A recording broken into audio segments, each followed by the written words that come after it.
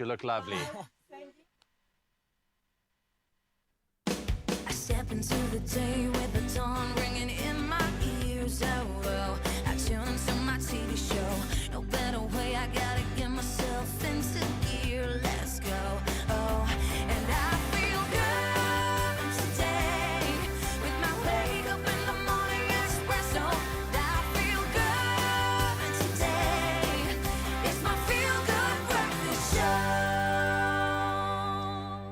Here we go. It's a fresh Tuesday morning. Welcome to your Feel Good Breakfast Show Expresso right here on S3. Lovely to be with you. My name is Ewan Stratham, and welcome from wherever you are tuning in from. We are looking forward to spend 3 hours in your company, and we have a lot lined up for you today because today is all about finding that inner confidence in you. It's going to be a very topical show this morning because we delve into the topic of imposter syndrome at work. What is that? Well, we're going to find out because, to put it into perspective, it's where accomplished individuals, perhaps like yourselves, do not feel worthy of their success, and also they self-doubt themselves, holding back from their true potential. Perhaps I'm speaking to you this morning. And this morning, human performance coach Duncan Woods, he's here with us to shake things up and also shake us into realizing our own true worth. It's going to be a very, very good chat. Stick around for that one. And then TV presenter Harmony. When last did I see my man Harmony alongside celebrity star Shiraz Reddy will join us in Josie to teach us how to master our wardrobe and find that inner confidence. And then finally, in our relationship dilemma, one of our viewers reached out to us and asked us to help her out a little bit. And it's a topic you don't want to miss. Stay tuned to find out what that relationship red flag is that she is dealing with.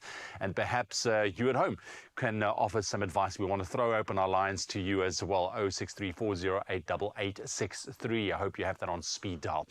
Also entertaining us this morning is the multi-award winning musician Motlanalo. So stick around. So lots to get through this morning. We're also going to be jumping into the kitchen. But for now, Carissa is also with me in studio this morning, and she needs a little bit of help getting dressed.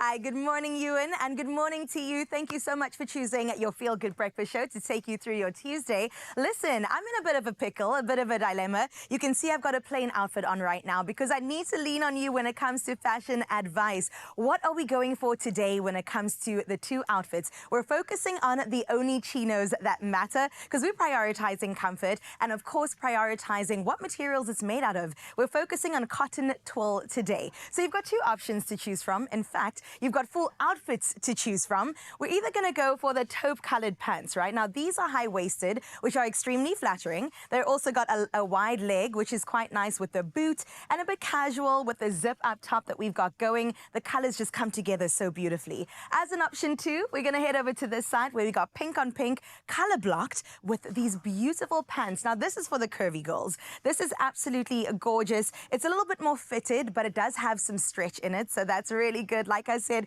we are prioritizing comfort this morning. So if you want the color block moment, she's your girl. If you're looking more for the fashion savvy, then this is what I'm talking about. Cozy, comfy girls are up. You also have shoe options to choose from, a boot or a heel. Tell me what would look better on me. It really is up to you at the end of the day. Option one or option two. Remember to use that hashtag Styled by Woolies, and of course find us across socials to make sure that your decision counts. Right now we're going to head over to Zanele to see how she's doing. What's up, Josie? What's going down there? Chinos from $4.99. Only coarse spun yarn with stretch, pre-washed, color-fast and shrink-proof so they last longer. The only chinos to choose. Hi, my gorgeous Carissa. Oh, my goodness, girl. I feel like you are giving us such difficult decisions because you look good in everything. So now I'm like option one, option two, but I'm going to be resolute this time around. I couldn't choose the last time. I'm choosing option one. I think it's just going to make you pop, baby. And of course, Mzansi, we're here to make your morning pop. We're always up to something as your Expresso family. And as you heard from our king in Cape Town, it is about to be a beautiful show indeed. So please make sure you stick around, all right? On this Tuesday, you could have chosen to be anywhere else, but you said, no, I want to be right here on my Feel Good Breakfast show. And with that being said, we want to see you on social media. So let's get to the good morning post, shall we?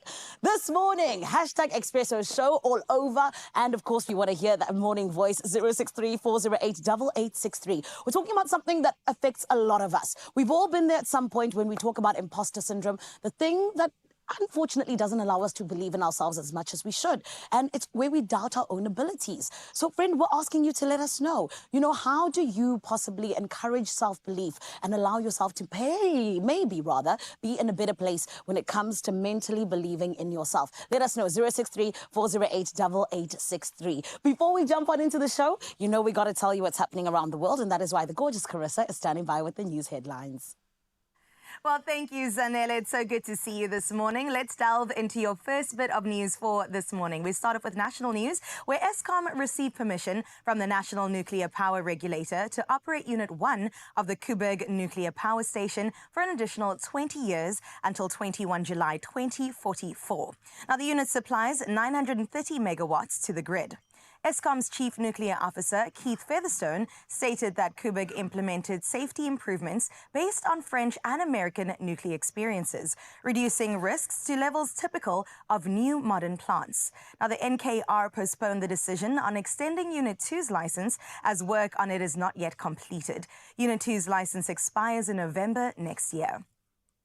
Minister of Cooperative Government, Velenkosini Hlabisa, has emphasized the need for proactive and preventive measures to mitigate storm and flood effects in the climate change area. He noted disaster responses were costly, often requiring funds from other budgets. He added a key preventative measure was discouraging residents in low-lying areas. Western Cape Premier Alan Winde earlier thanked Hlabisa for swiftly declaring the Western Cape a disaster area, facilitating funding for restoration efforts. We move on to some international news, where suspected serial killer Collins Jumaisi was arrested in Kenya after several bodies were discovered at a Nairobi quarry.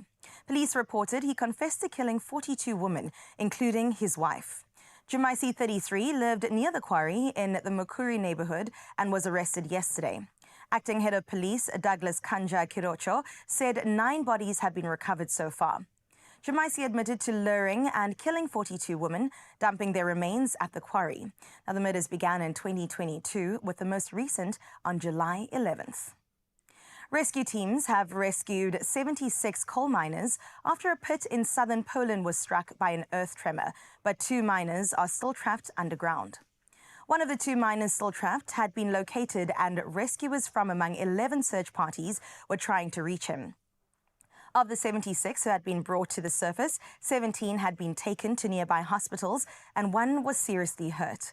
Now, the tremor occurred about 1,200 meters below ground at the Rudoltoi mine.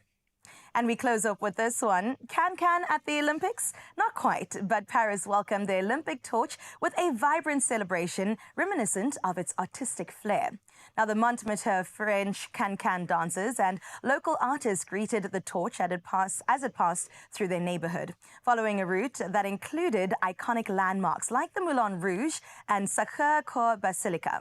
Crowds of residents and tourists lined the streets for the second day of the relay, which on Sunday had traversed Parisian landmarks such as the Arc de Triomphe, Notre Dame Cathedral, the Louvre Museum, and Luxembourg Gardens. Now, the city, and indeed the world, eagerly anticipates the ceremonial lighting of the Olympic flame during the opening ceremony coming on July 26th, marking a century since Paris last hosted the Games in 1924. I know all eyes are going to be on Paris right now, though. Keep your eyes on Ewan. He's got your latest when it comes to sports.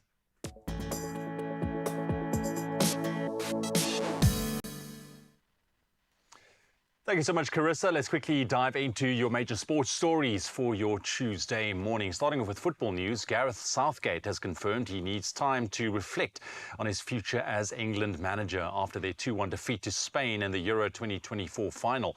Now, this marks England's second consecutive loss in European Championship final following their penalty defeat to Italy 3 years ago. Now, Southgate's contract expires at the end of the year, and despite leading England to the 2018 World Cup semi-finals and the quarterfinals in Qatar, he has been unable to end their wait for major tournament glory since the 1966 World Cup. And staying with football this morning, German striker Thomas Müller announced his retirement from international football following Germany's disappointing Euro 2024 exit in the quarterfinals. Now, Müller, who turned 35 in September, played 131 national team games and scored 45 goals. He was a pivotal figure in Germany's 2014 World Cup triumph, notably scoring the opening goal in their historic 7-1 semi-final victory over Brazil. And then we head on over to the Kazakhstan MotoGP, which is now scheduled for September. It has been cancelled due to devastating floods earlier this year. It will be replaced by a second event at Italy's Misano circuit on the 22nd of September, just 2 weeks after the San Marino Grand Prix. Now, this decision comes after unprecedented bad weather and flooding in Central Asia led to a national emergency. And we'll end off with tennis news this morning. Rafael Nadal returned to competition on Monday, teaming up with Casper Ruud for a doubles win in Bastad.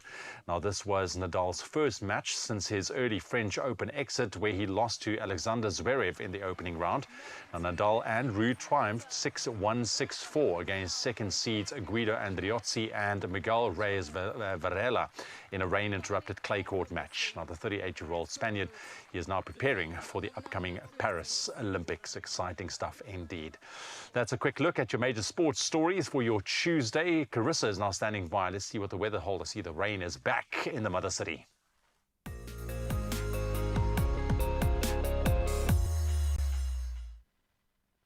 Thank you so much, Ewan. Let's have a look at your first weather for this morning. Authorities in the Cape Town Metro have welcomed the declaration of a state of disaster in the Western Cape.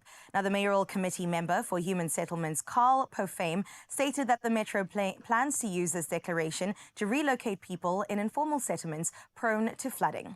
Pofame emphasized the need to revise the Act on the Prevention of Unlawful Eviction to prevent informal settlements from developing in low-lying areas. A recent severe weather has flooded more than 47,000 residential structures.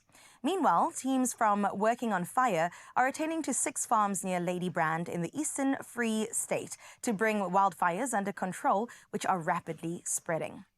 Well, that wraps up your weather, and this is just a reminder to you to share your morning views with us on 0634088863 as we anticipate that sunrise to happen anytime now.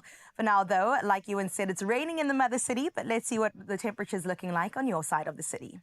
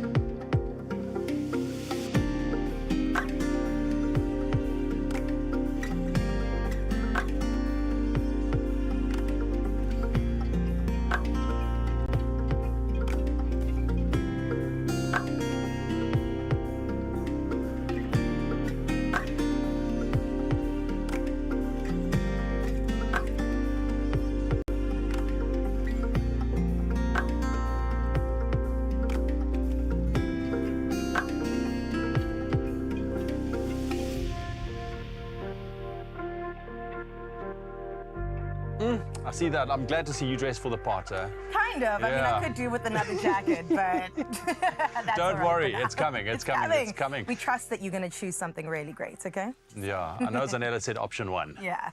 Do you have a favorite? I'm leaning towards option 2. I like the pink on pink moment, but we'll see. It's not really up to me. Yeah, is it? it's not. It's really up to you. So log on to our social media. Let us also know. Connect with us on our WhatsApp, 0634088863. We are going to take the quickest of breaks. Your Tuesday is now officially underway. We are talking about imposter syndrome today. Ugh, that and word. we're going to unpack it. If you don't know what it means, maybe you are suffering from it at work. It is really dealing with the professionals in the professional space as well. We have performance coach Duncan Wood's going to be joining us to unpack it for us a little bit further. Yeah, that's a tough one, Ewan. I've experienced it. It's not fun, so make sure that you stick around for that conversation. And also, of course, we're heading into the kitchen. I've got recipe developer here today, Teresa, and we're going to be doing something really interesting now. It's a caramelized onion chutney. All of those words together, homemade in our studios, and it could be in your homes too. So stick around to find out more. See you now. Only you can make my day.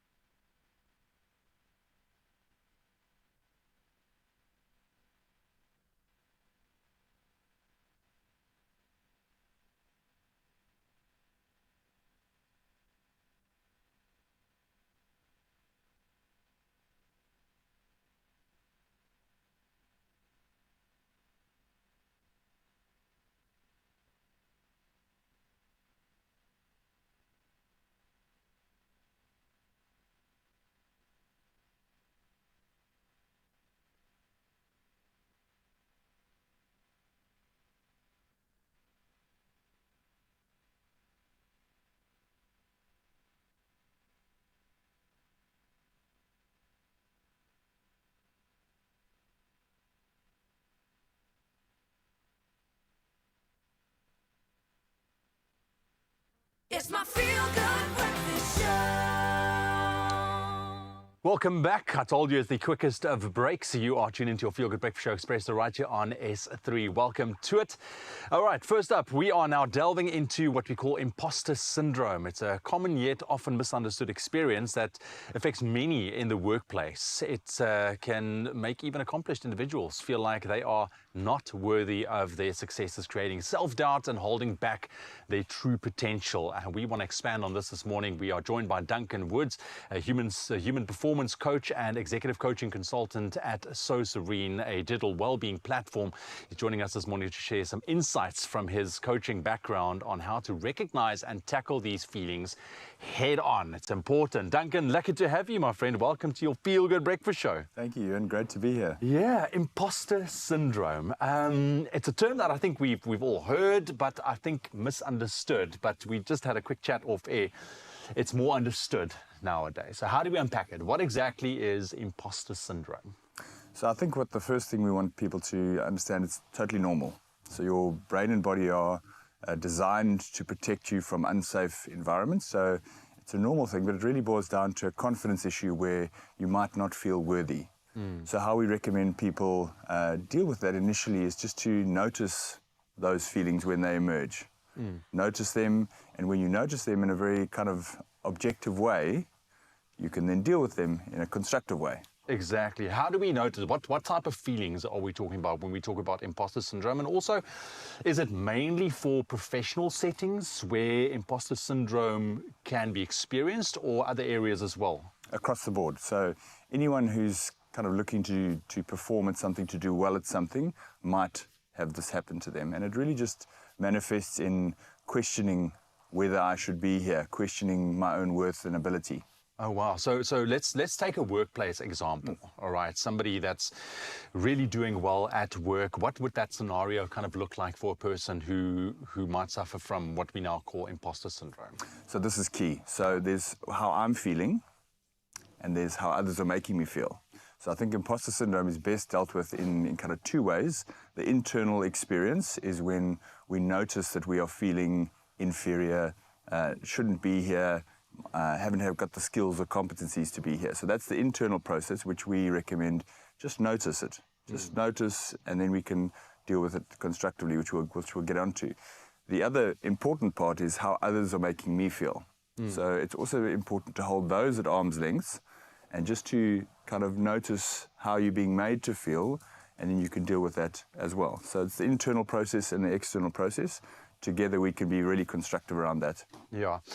What are some of those factors? I mean, yes, it's an internal process of how you view your situation at work, but are there external factors, maybe from the workplace, like you've mentioned, people's comments around you particularly, but maybe you are mishearing it?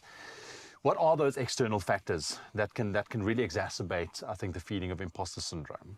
Yeah, so the external factors, I mean, you know, a woman stepping into a executive meeting with all men, you know, those are situations where you might be made to feel different or otherwise, which can really trigger you in a certain way. So I think what we're trying to encourage is inclusive workplaces that notice how we are being made to feel and how we're making others feel. When we all feel like we have a seat at the table, then workplaces typically can be a very safe space for people to operate in. And then you can work on yourself, right? Then you can build your confidence base. So we always love people to try and think about a confidence base as being broad rather than being built on high blocks. So build a broad base and you set up to succeed. Yeah, I really want to get into how do you start dealing with it once you have recognized that you are suffering from imposter syndrome. But I mean, you also got to distinguish, you know, am I suffering from imposter syndrome? Is this, you know, completely unfounded doubt that I have, or am I actually doing a good job? But how do I distinguish? How do we differentiate? Are there key kind of differences that we can look at? Absolutely. So the first step is to notice what you're thinking. So when you have those thoughts, you might well be poorly equipped or underprepared, right? So, but it's really just important to notice and to question those thoughts. Am I feeling underprepared for good reason? Is this something that's totally new that I know nothing about? Or is this something I've done this before? I've built the evidence base is the key, you know. I've done this before. I know I can do it because I've done it before.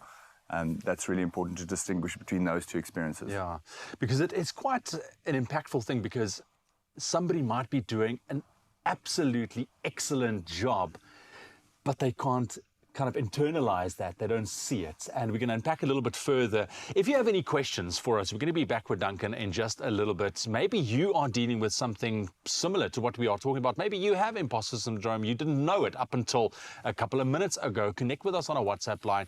Give us a couple of questions if you want to know something from your side. 063 408 8863. And we'll be back with Duncan in just a bit.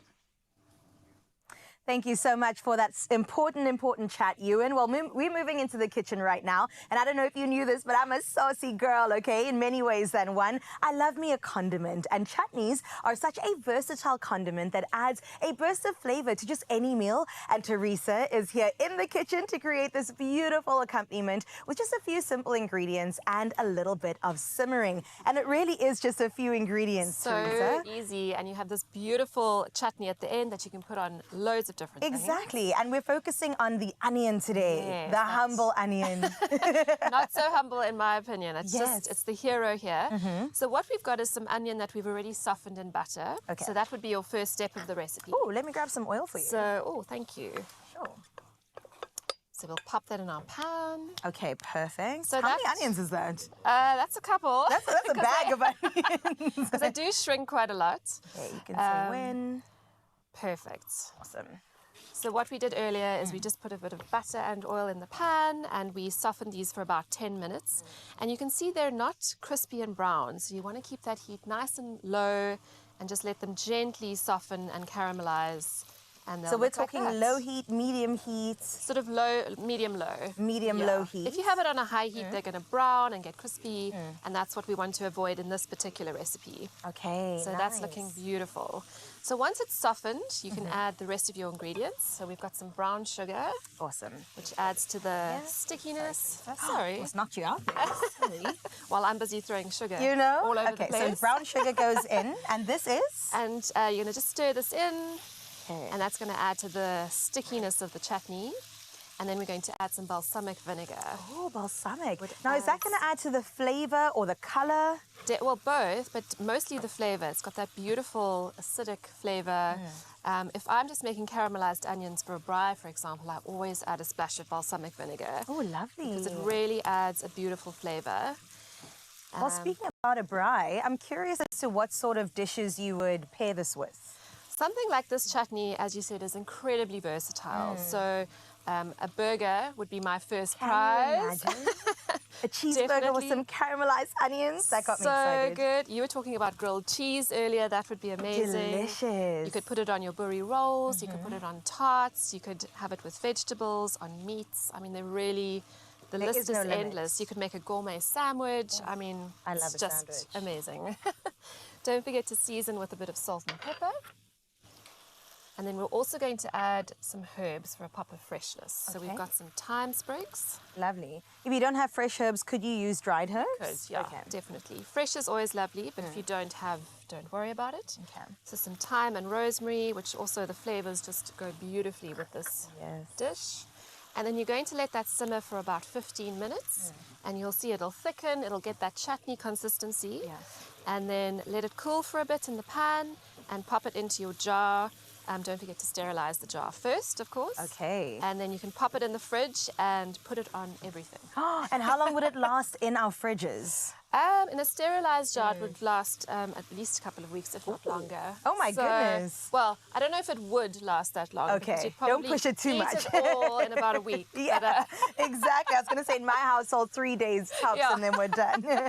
What's nice is that this could also be a nice gift for somebody, right? Totally. I'm so into edible gifts. Yes. And this would be amazing. I mean, Christmas, birthdays, or if you're going to a dinner party, bring a jar along, and I'm sure it would go down. Well, I'm so sure. The smell in this kitchen right now is Amazing. absolutely insane. I love it, and I didn't even think that the vinegar is what actually brought out the flavor and the smell. That's what I'm smelling right now. Definitely. The aroma is incredible. and how that's the word. easy was that? So easy. Just how many? 1, 2, 3, 4, 5, 6 ingredients, and we've got a Super easy. caramelized onion chutney. Beautiful. Well, thank you, Teresa, for showing us the way. Such a pleasure. We love a recipe that's quick and easy that we can add to our repertoire and make sure that you get that too. You can find it at expressoshow.com and make sure that you add it as a side to any delicious meal you make going forward.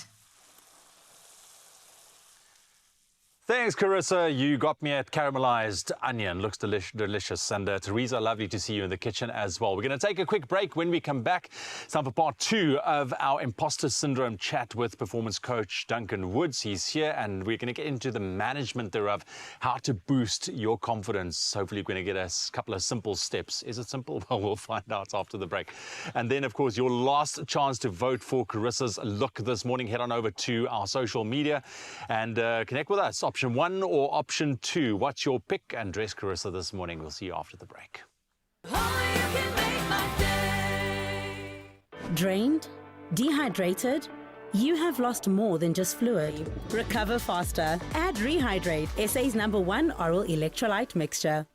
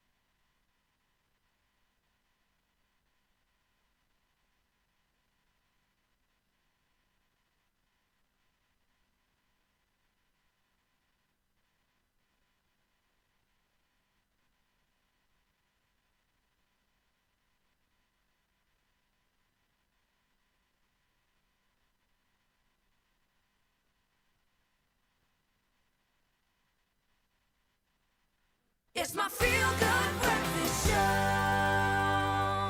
Welcome back to the madness. You are tuned into your Feel Good Breakfast Show Expresso right here on S3. And right now we're continuing our conversation with human performance coach Duncan Woods, who shared insights about imposter syndrome. And will now talk us through a little bit of a couple of practical steps to build that resilience and boost your self-awareness in rather tough situations, because we know what it can do if you get into those tough situations and how you can internalize things. Duncan, welcome back. All right, so imposter syndrome, we've unpacked it a little bit. Some practical steps, I think, that you can share that individuals can take to build that resilience and boost their confidence, especially if they know that they're doing a good job, but they just can't get over the fact that, oh, am I? So I think the first thing is to notice what you're thinking. Then from there, you can kind of hold your thoughts at arm's length and assess, is this a real threat or is this something that I'm just making up? Do I have evidence to show that I can do this and that I've got the track record and I've got the experience and I've got the qualifications to be here and I'm going to do a great job at this? Or whether there's an element of challenge where this is something new for me. I do want to achieve some things. I do have ambition. So I think just working from those two spaces, if it's something you've done before, look at the evidence, man. You've done it. You're great. You can really do this. Yeah, Or this is something I want to do, and lean into that. Yeah, and trust in yourself, especially if you have a track record. And that is why I feel it's so important to go back and look at what you have accomplished, what you've done up until this particular point, and just trust the process, I suppose, right? Strategies, exercises that you can, especially in, I think, high pressure situations, because you used an example of, you know, a boardroom setting, all men, a woman walks in, might feel a little bit under pressure. You know, what are some of the strategies that we can use, I think, to prepare ourselves for those high pressure situations, even if you know you have an incredible track record and background and that you're an expert in your field? I think it's a maintenance job, right? So we, in high performance, we try and encourage habits are the daily little things that build into great performances. You're not going to win the Euro final. It's the 1,000 days before the Euro final where you're putting good habits in place. So we've just developed a 21-day challenge, a confidence challenge on the So Serene app, which is a daily kind of dose of little confidence exercises that help you to extend and broaden that confidence base. If you could do it daily, it's like a muscle, right? So if I can build my confidence muscle daily, I stop relying on what other people are thinking, and I stop letting my thoughts get in the way, because I've got this broad base of confidence that's going to kind of hold me steady. It just becomes so apparent. It's so important that we need to be in the moment. We need to be focusing on what those thought patterns are, right? Because I think that runs away with us and becomes habitual. If we have a negative thought process around us, I mean, that can blow up your imposter syndrome even more. I don't think we realize what we are thinking on a daily basis and how we talk to ourselves. Totally. The conversation with yourself is the most important conversation you will have in your life. Yeah. The So Serene app, so people can go there and they can kind of follow that little journey through. They just download it easy like that. Exactly. It's a 21-day challenge, daily doses of confidence. I want to bring it to the workplace itself. Yes, you might be battling yourself with a little bit of imposter syndrome, but is there anything that your workplace can do to facilitate a management of their staff and making them feel valuable and making them feel that they are, in fact, doing a good job? Certainly. We often ask teams, when we work with teams, to say, tell us why you're lucky to have you in your team. And let's discuss that. Let's have that overt conversation about strengths, about abilities and that kind of thing. And let's get it out in the open. Let's not keep these things hidden away somewhere. So it's just me having that internal, as you mentioned, the internal narrative in a really strong place where I'm constantly maintaining it. And then having teams that can have open conversations. And I like that, because if you look at a workplace setting, I mean, it should be a holistic kind of setting, because it plays into the benefit of both parties, right? The individual, the staff working, and the actual outcome of the success of a company, right? So let's focus on that. Let's focus on that from both sides. Quick boosting techniques that we can use before going into a boardroom meeting, an interview, anything like that. What is it that we can do to prepare ourselves fully? Brilliant. So there's 4 things I typically recommend, quick fire things. So the first one is the smile reflex. Simple as that. The smile reflex, your brain and body respond immediately because they're programmed to. We've been wired over centuries or millennia to when the smile reflex happens, the body starts to feel like this is a friendly place I'm in. So smiling, breathing. You can find 10,000 breathing exercises on the internet. Breathing is the way that we can actually override the anxiety of the body. The breathing can slow the heart rate and get all our kind of brain and body on the same page. Then the evidence base we spoke about. Build your evidence base, write it down, keep it in your wallet, keep it on your phone. Just remember what you've achieved and your track record of evidence. And then lastly, it's just the choice. Am I going to back myself? Nice. And that's the choice you have to make. Yeah. Fantastic tips. Duncan, thank you very much for sharing. I know that something like this would require maybe an hour's conversation, but I think you gave us some really good practical tips. Appreciate it. Thank you very much for diving into this topic and helping you guys out there. I really do hope that you took something away. And I think it's just, if anything, realize how you talk to yourself and breathe. It's funny how we forget to breathe, huh? Exactly. So it's simple. a natural thing, but I mean, it just shows you. And just take a deep breath before going anything, calm yourself down, and just like Duncan said, back yourself.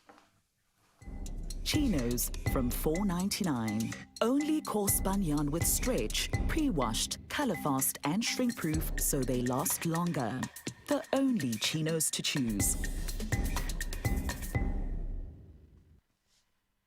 All right, here is our time to see what you've chose. Earlier, Carissa asked you to help her choose between two chino looks, the taupe-colored wide-leg chinos with an extremely flattering high-rise waist, or the green curvy stretch chinos. So let's quickly take a look at some of your comments on social media. Let's see what came through there. You can see. All right, Nancy, good morning. Nancy says the green curvy stretch chinos, option number 2. All right, and let's see a second one. Teresa says, good morning, by my beautiful beloved Expresso fam. Good morning, Teresa. Option 2 will look stunning on our fashion girly, Carissa. Hey, our fashion girly, I like that. So far, option 2. Jamila says, pink with the denim. Okay, that looks good. Option 2, good morning, Expresso family, from Natasha as well. So far, I think option 2 definitely outweighing option 1. Do we have another one? Let's quickly take a look. We have one from Shireen Abrams. Good morning, Shireen. Says, good morning, Carissa and the team. Happy Tuesday. I choose option 2 for you. I love the green and pink color combination. Have a super day. Have a super day to you as well, Shireen. So there we have it. It looks like option 2 is the winner. We're going to see what it looks like on person, Carissa. Get ya. Come, fashion girly. Pink I can see you loving it. Because you went for the pink. Was it? This is the one. I love it. You know what? It looks even better on the body. Yeah. And I love the way you can kind of play with the chinos. Like, you wouldn't necessarily say that these are chinos. They're high-waisted, so they're definitely tucked in for all the curvy girlies. They look really good. But you can layer it really nicely. And the color blocking moment, I mean, come on. See, come now, on. You can't tell me that I don't look now good right you scream fashionable winter. You see, I like it. I like it. I like it. Come I on, also give us love a that nice the little spin. sleeve's got, you know, some of this going on. I'll give a quick little It's twirl. poofy. It's poofy. It's a poofy sleeve. It's got a bit of drama going. A little bit of drama.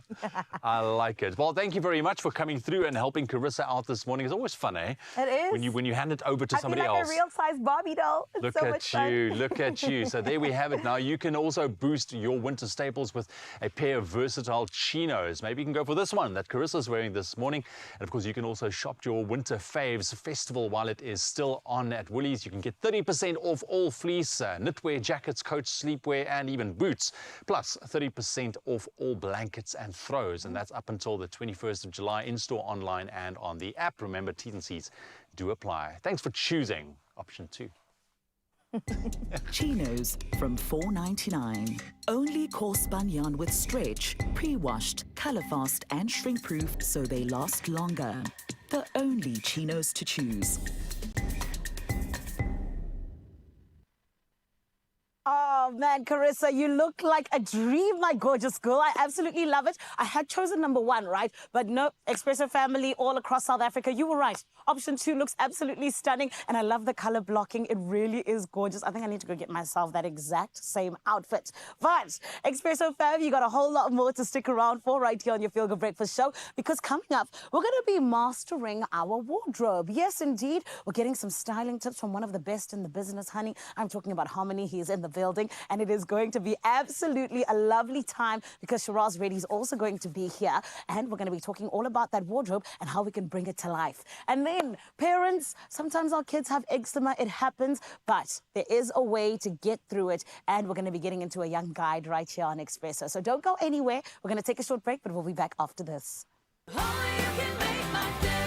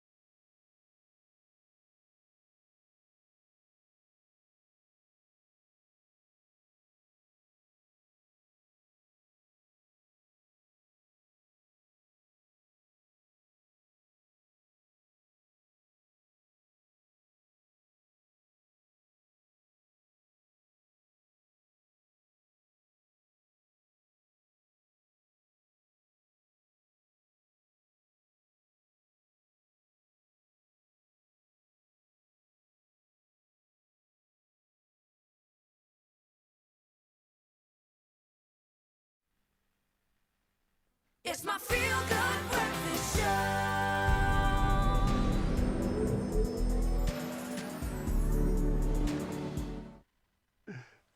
Welcome back to your Feel Good Breakfast Show. Thank you for being here this early in the morning. Your Tuesday is definitely all about health today. Now, we always speak about the joys of parenthood, but don't often mention moments where we feel helpless as parents, right? And as eczema we know can cause feelings of helplessness. And today, unpacking all of this, we've got pediatrician and allergist, Dr. Tulja Trikamji, and she's here to offer a helping hand in managing eczema in babies and also young children, courtesy of La Roche-Posay. Thank you so much for being here, Doc. It's so good to have you. Having You look me. stunning, It's by the lovely. way. Thank you. Thank you very much. I decided to do the La Roche colours. Love it. I see it. Love I see it. Beautiful and blue. Yes. Right, so eczema.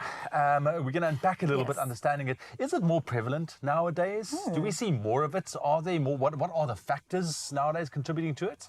So I think firstly, it's important to understand eczema is an umbrella term for a lot of conditions. Now, when we speak eczema, one of the commonest causes is what we refer to as atopic dermatitis.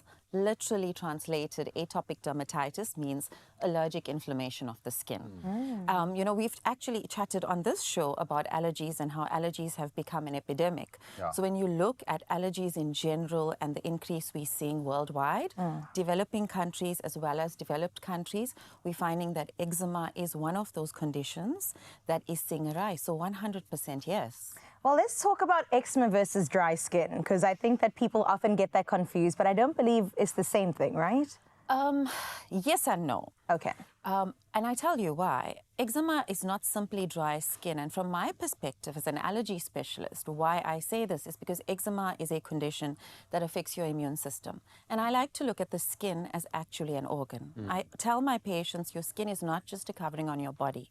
So when you're treating your eczema, it's not sufficient to use a cream at the top and not understand what's going on in the underlying pathology of the eczema itself.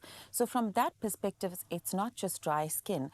But, you know, with a lot of research, we now know that eczema is the start of what we refer to as an allergic march or atopic march, meaning that very often I see patients who might have just a mildly dry skin in infancy, when they're toddlers as well, and mums might not think this is eczema because you don't see that dry patch that your neighbors might have or the other kid at creche has or the images you've seen on the internet. Right. Thank Google for that. Yeah, which is always tenfold worse. 100%. But when you sometimes can manifest with slightly dry skin, or we even see changes in pigment, eczema can have so many faces. It's so important to understand that it's not simply just this dry, scaly rash. You can present with such a host or such a myriad of different types of things, which can start off with dry skin, especially in that infant period, which is why the barrier and moisture is so very important. Let's talk about the management, because I mean, especially in young kids and babies. I mean, I've got 2 boys, and you know, growing up, especially in the infant stages, they were always here and there. A skin issue has started off with a little bumpy skin or whatever, and then transitioned into something worse. I mean, it's hard for a parent because you watch your kid and they're scratching and they're uncomfortable. What are the management kind of side look like? What should parents know in terms of managing eczema? Where should we go first? What should we even be thinking? Such an important question, Ewan. You know, I refer to those as quality of life effects of eczema because what we see on the surface is just a rash on the skin. But often the everyday life, particularly with children, because when you're at school, you are teased, you are ridiculed, children are often ostracized. You know, during COVID, we had lots of patients who were told you have a disease on your skin or you're contagious. And because eczema is something that's so visible, it's something that can affect you on a social perspective. And then when we look at allergic inflammation, one of the characteristics of allergic inflammation generally is an itch. So you're constantly itching, constantly scratching, something which we refer to as an itch-scratch cycle. This can keep people up at night. So you find your sleep is affected. If your sleep is affected, your mood is affected. When your mood is affected, I've had patients who've been already put on antidepressants prior to seeing me, and once their eczema got better, were able to wean off their antidepressants. So it cannot conclusively be told, but that played a huge factor in their, their mental health. And so eczema has such a broad impact on so many aspects. And I, as an allergist, treat the skin, I treat the eyes, the nose, the chest, and the immune system. And I laugh with my patients because often I find that they have wheezy chests, they have blocked noses, they have poor lung functions, but none of that affects them as much as a rash on the skin affects them. It's amazing. Just very quickly, if you can chat to us, because you mentioned La Roche, the La Roche-Posay Lipicar range. Just the active ingredients in terms of managing, because yes, topical, we need to go there as well. You mentioned that it's also from the inside, you need to look at it, but if we take a look at the specific product. 100%. So, the science of the microbiome and the science of the immune system and how that impacts eczema is evolving, and it's quite cutting edge now. So you want to apply something on your skin that's got, yes, the moisture, which is obvious because we're dealing with dry and dehydrated skin, but you want something that's got science that helps the immune system as well. Absolutely. And the Lipicar range has got microbiome science, meaning that there are elements in the range that actually help the bacteria, the good bacteria on your skin. This is what we refer to the microbiome, so that you can rebalance it, and that then assists the immune aspect of your skin. And there's also other things such as niacinamide, which is a vitamin, which really does help with the irritation on the skin. And of course, the barrier, the replenishment of the barrier, extremely, extremely important that you use stuff that's fragrance-free, chemical-free, from infancy, day zero of life, all the way up to adult range. And I think that's the beauty of the range. Oh, I love that. And I love that you can use products for both. So me and my baby can both, get it on. Thank you so much for that, Doc. So insightful. And honestly, I think that you've definitely put many parents at ease right now. Expert advice and guidance for parents is sometimes the best form of help. And after all, giving them the tools to help their children makes them the superhero in everyday life. Yes.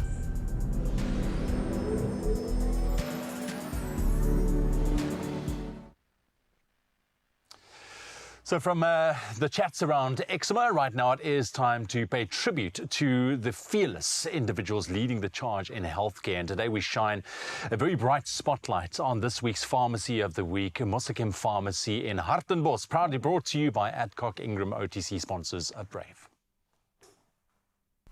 Our pharmacies are on the front line of healthcare.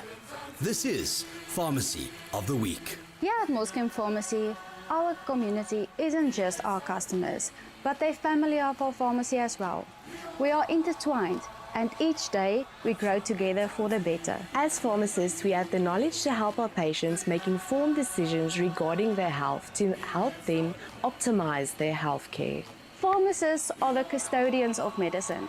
We are usually the first line of the healthcare team the public approaches for any medicine-related inquiries. I would definitely say it's not a choice to serve the public, but a calling and rather a privilege to be able to help in unique ways to improve patients' health and well-being. Pharmacy-initiated therapy is a positive healthcare opportunity for any patient. It is free, available every day to all patients, and we are ready here to serve you. Although it is every person's responsibility to take care of their own health, there may arise a lot of challenges and questions. But that is where we come in. Being brave means standing up for what you believe in, even if you're the only one standing. Falling 8 times and getting up again and again. Adcock Ingram OTC, sponsors of Brave, is a superb way to shine the spotlight on healthcare professionals for showing up every day in their everyday lives, serving our community. Pharmacy of the Week, proudly brought to you by Adcock Ingram OTC, sponsors of Brave. Carenza Parisi, proudly brought to you by Adcock Ingram OTC, sponsors of Brave. Thank you to all of the pharmacists out there making a difference in their communities. We really do appreciate you are true superheroes.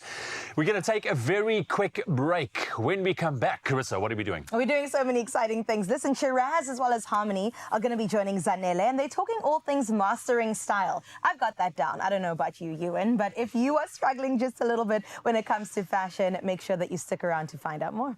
Lovely. We're also going to be jumping into the kitchen. Do you like bobotie? Yes. I'm kidding. says. No, listen, I had it when I was younger. Look at and that. I just I mean, feel come like on. This is going to change my mind about the way that I felt when I was a kid eating bobotie. It's going to change your life. It's going to change this my morning. life. Why? Because Teresa is going to be making it for us, and she's a professional in the kitchen. Many bobotie pies. I trust you, Teresa. Convince me and change my mind, all right? I can't believe we're having this discussion, but what is life? Come on. We'll see you just now.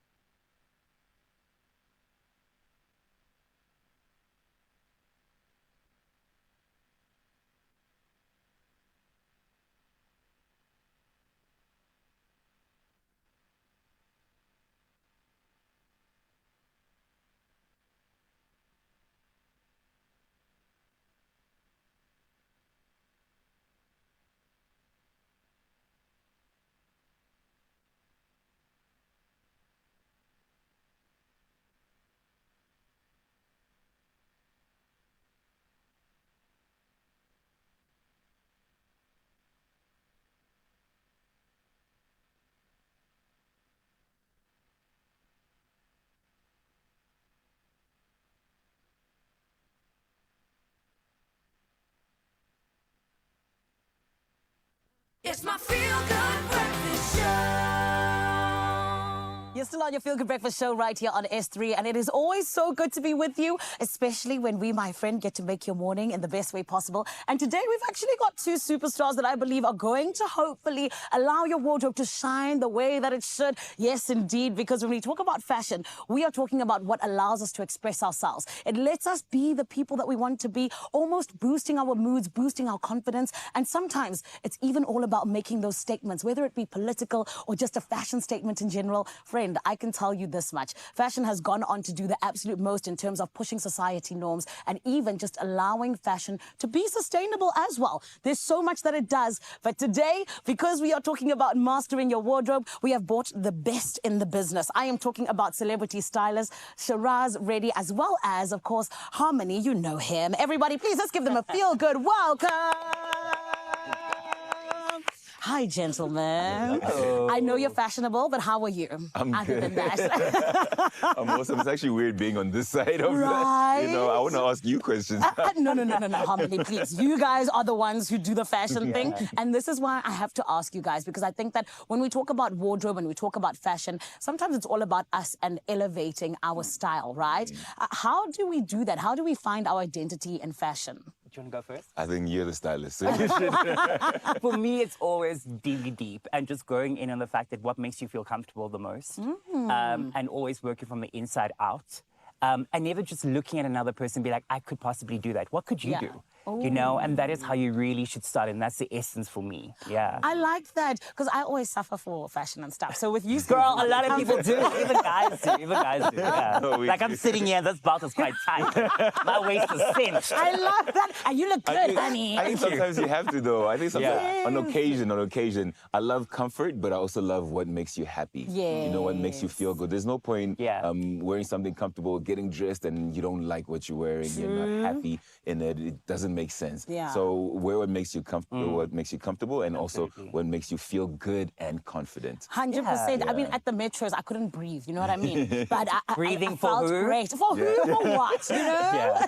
But guys, we also know that when we talk about versatility, it's huge in fashion. It's huge in our wardrobe. Yeah. How can we best allow our wardrobe to be a little bit versatile, but while allowing it just like, you know, to still be using the basics where we can? I have essential. Mine are these top three. Okay. Firstly, a basic top. So anything plain black or plain white. A crisp white shirt would be one of those for both gents and women. Yes. I'm a firm believer in that. A woman in a crisp white shirt. Oh, I mean, look at you in a white t-shirt this morning. It's working perfectly. And a well-fitted jacket like a blazer or a travel jacket like what Harmony's wearing or like I'm wearing. Even you're wearing this really beautiful I think denim I'm coat. versatile.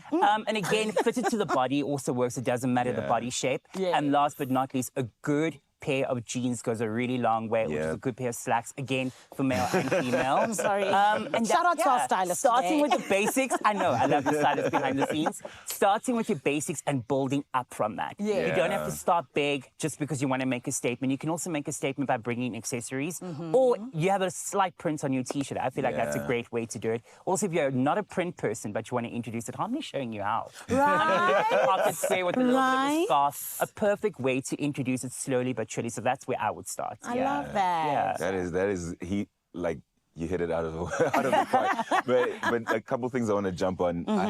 I used to watch this thing called Johnny Bravo, this cartoon, and he would open his wardrobe and have like 100 Black shirts. black t-shirts. Yes. And black, Yes. I'm literally the And same. skinny jeans. I'm literally the same. Black t-shirts, white t-shirts, black shirts, white shirts. Yeah. You could never go wrong with those. Never. And then you Yeah. build on that. White t-shirt, blue jeans, you could never go wrong And a with those black denims. jacket, Ooh. you're winning. And fitted, and a lot of people think fitted mean like, because I like mine fitted to my body, tailored to my body. But fitted could also be like an oversized. But as long as that oversized fits on you And really getting well. stuff slightly tailored, and to your point, it's never wrong to have a tailor in your back pocket. Yeah. Or just an auntie there in the hood that can quickly cinch it in or stitch it up for you. And love put it. hem in your pants, guys. Yeah, Even if you are doing a longer look, you can also put a hem in your pants. I'm wearing a slightly shorter pants today, but normally my pants would be longer, but put a hem in it. Don't be scared to do that. I love it. Yeah. It gives you that tailored look. And you look great. Yeah. But guys, I do want to ask you, because you guys look so well groomed. Very quickly, we don't have time. How does being well groomed add to a great wardrobe? It makes you feel confident. It makes you feel good. I think there's fashion and then there's style. And style just takes fashion to the next level. And style includes your grooming. So being, whether you're well shaven, whether you're trimmed, whether you're just clean cut, bold, whether you even have that little, I sometimes like that 5 a.m., you know, just that shadow. makes you look like a bad boy. But then you dress up with that, the denims with that, the leather jacket, the watch, the ring, whatever you have. When you're well groomed, it takes it to a whole extra And level. first impressions last, you know? So you want to put your best foot forward. And when you speak to someone, they look at your mouth first and then your face. True. So for a guy that's got a beard, that's where you should start. Keep it groomed, keep it grooming, and you're good to go. Love it. Yeah. Absolutely love it. Thank you so much, gentlemen. And you see, this is why we want you to join the conversation. We already started it here on Expresso. It is all about letting us know, my friend, on social media. How is it that being well-groomed has added to your wardrobe and just allowed your style to just be hit out the park, baby? But also don't forget to hashtag choose your mastery with the Big Flex 5. It is all about making sure that when we talk about you and getting that clean shave, it is in fact faster, it is smoother. And remember that Big Flex 5 does in fact have those movable blades to allow it to be an all-in-one perfect shave. It is good to be with you, Expresso family. Do not go anywhere. Right about now, we do have the news headlines with Carissa. Thank you so much, Zanele and the Jen. Some really good advice there. Let's get into your 7 o'clock news. It's just gone a minute after the hour. We get started with your national news, where President Cyril Ramaphosa stated at the 3-day climate symposium in Pretoria that South Africa is on track to achieve its goal of eliminating greenhouse gas emissions. However, he emphasized that this must be done in a responsible manner to avoid hindering economic growth. He noted that South Africa has relied on fossil fuels for decades due to their lower cost. Given the global goal of eliminating greenhouse gases by 2050, Ramaphosa stressed that South Africa must move in tandem with the rest of the world. Eskom received permission from the National Nuclear Power Regulator to operate Unit 1 of the Koeberg Nuclear Power Station for an additional 20 years until 21 July 2044. The unit supplies 930 megawatts to the grid. Eskom's Chief Nuclear Office, Keith Featherstone, stated that Koeberg implemented safety improvements based on French and American nuclear experiences, reducing risks to levels typical of new modern plants. Now, the NKR postponed the decision on extending Unit 2's license as work on it is not yet completed. Unit 2's license expires in November next year. Moving on to international news, former U.S. President Donald Trump has chosen Senator J.D. Vance of Ohio as his running mate, picking a one-time critic who became a loyal ally and is now the first millennial to join a major party ticket. The 39-year-old Vance rose to national fame with the 2016 publication of his memoir, Hillbilly Elegy. He was elected to the Senate in 2022 and has become one of the staunchest champions of the former president's Make America Great Again, particularly on trade, foreign policy and immigration, but is largely untested in national politics. A suspected serial killer, Collins Jumaisi, was arrested in Kenya after several bodies were discovered at a Nairobi quarry. Police reported he confessed to killing 42 women, including his wife. Jumaisi, 33, lived near the quarry in Mukuru neighborhood and was arrested yesterday. Acting head of police Douglas Kanja Kirocho said 9 bodies have been recovered so far. Jumaisi admitted to luring and killing 42 women, dumping their remains at the quarry. Now, the murders began in 2022, with the most recent on July 11th. And we close off news at this hour with this one. Can at the Olympics? Not quite, but Paris welcomed the Olympic torch with a vibrant celebration reminiscent of its artistic flair. In Montmartre, French can dancers and local artists greeted the torch as it passed through their neighborhood. Following a route that included iconic landmarks like the Moulin Rouge and Sacré-Cœur Basilica. Crowds of residents and tourists lined the streets for the second day of the relay, which on Sunday had traversed Parisian landmarks such as the Arc de Triomphe, Notre Dame Cathedral, the Louvre Museum and Luxembourg Gardens. Now, the city and, of course, the world eagerly anticipates the ceremonial lighting of the Olympic flame during the opening ceremony on July 26th, marking a century since Paris last hosted the Games in 1924. Now, speaking about games, here's Ewan standing by with your latest on sports.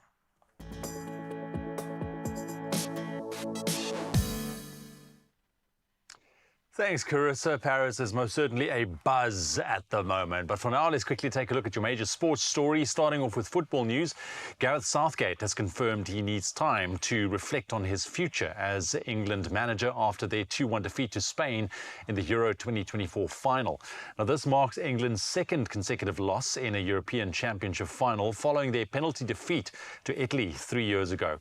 Now, Southgate's contract expires the end of the year, and despite leading England to the 2018 World Cup semi-finals and the quarterfinals in Qatar, he has been unable to end their wait for major tournament glory since the 1966 World Cup.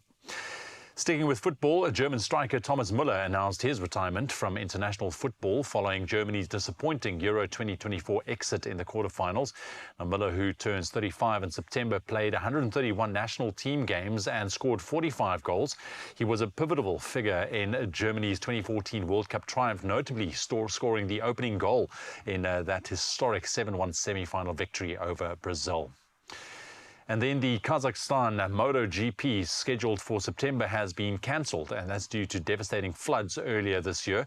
It will be replaced by a second event at Italy's Misano circuit on the 22nd of September, just 2 weeks after the San Marino Grand Prix. Now, this decision comes after unprecedented bad weather and flooding in Central Asia that led to a national emergency. And we'll end up with some tennis news. Rafael Nadal returned to competition on Monday, teaming up with Casper Ruud for a doubles win in Boston. Now, this was Nadal's first match since his early French Open exit, where he lost to Alexander Zverev in the opening round. Nadal and Ruud triumphed 6-1, 6-4 against second seeds Guido Andriozzi and Miguel Reyes Varela in a rain-interrupted clay court match. Now, the 38-year-old Spaniard is currently preparing for the upcoming Paris Olympics. That's a quick look at your sports. You're on your Feel Good Breakfast Show right now. Let's take a look quickly at what the roads are holding. Carissa standing by, hopefully nothing too crazy.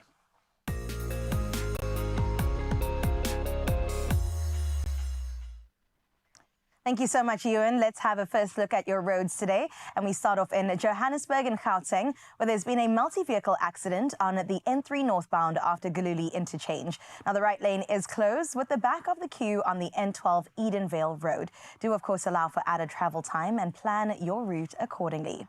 Well, that's where we wrap up roads. Let's have a look at your weather.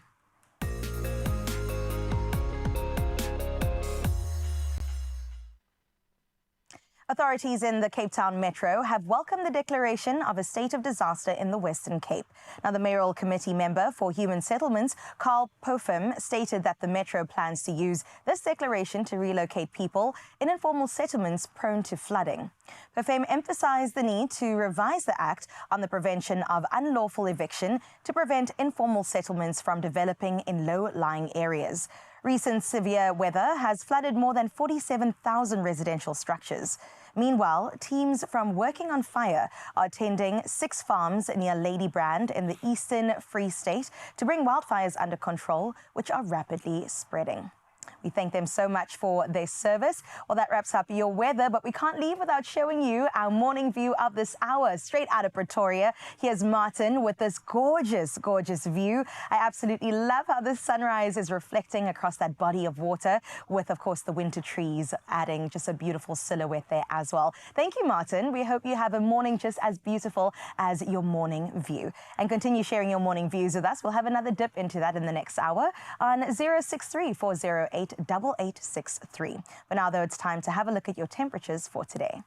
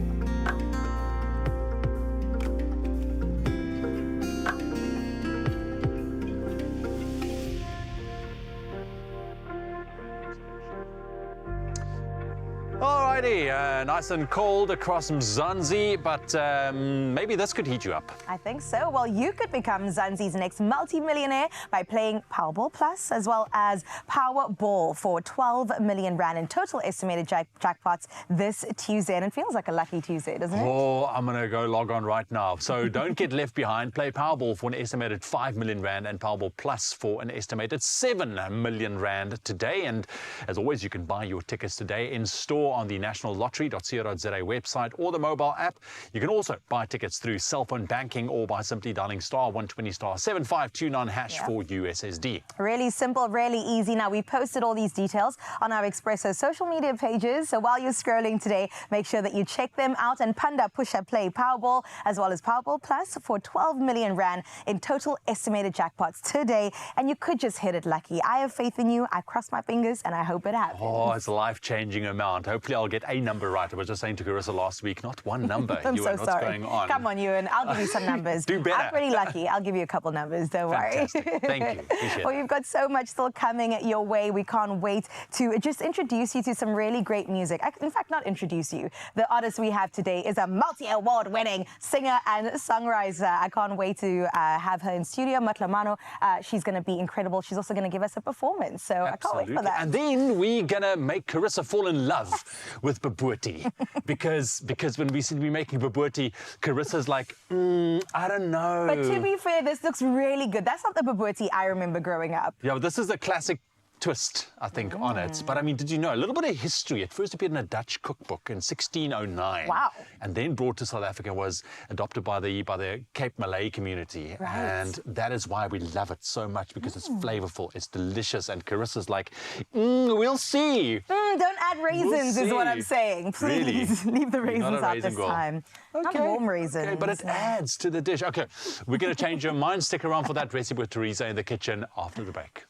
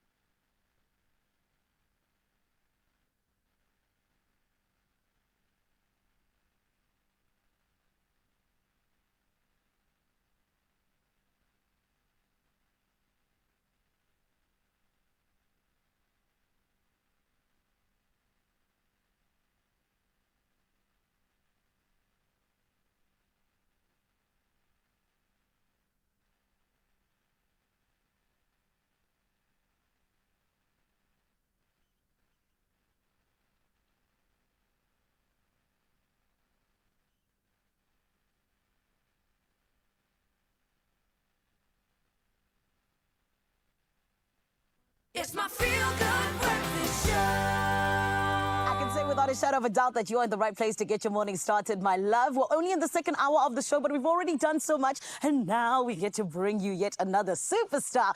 I am talking about a queen who is not just multi-talented, she's multi-award winning, my friend. She hails from Limpopo, and she has honestly brought all of her absolute shine to the rest of South Africa. And when we talk about effortlessly delivering vocals while embracing her Sepedi language, she is somebody who has shown that she can do it with perfection. Today, I'm talking about none other than Motlanalo Ramalo, a queen who today is going to be letting us in on what it means to shine within just 4 years of being in the industry, but also more than anything else, her getting our morning started. Everybody, please welcome Motlanalo!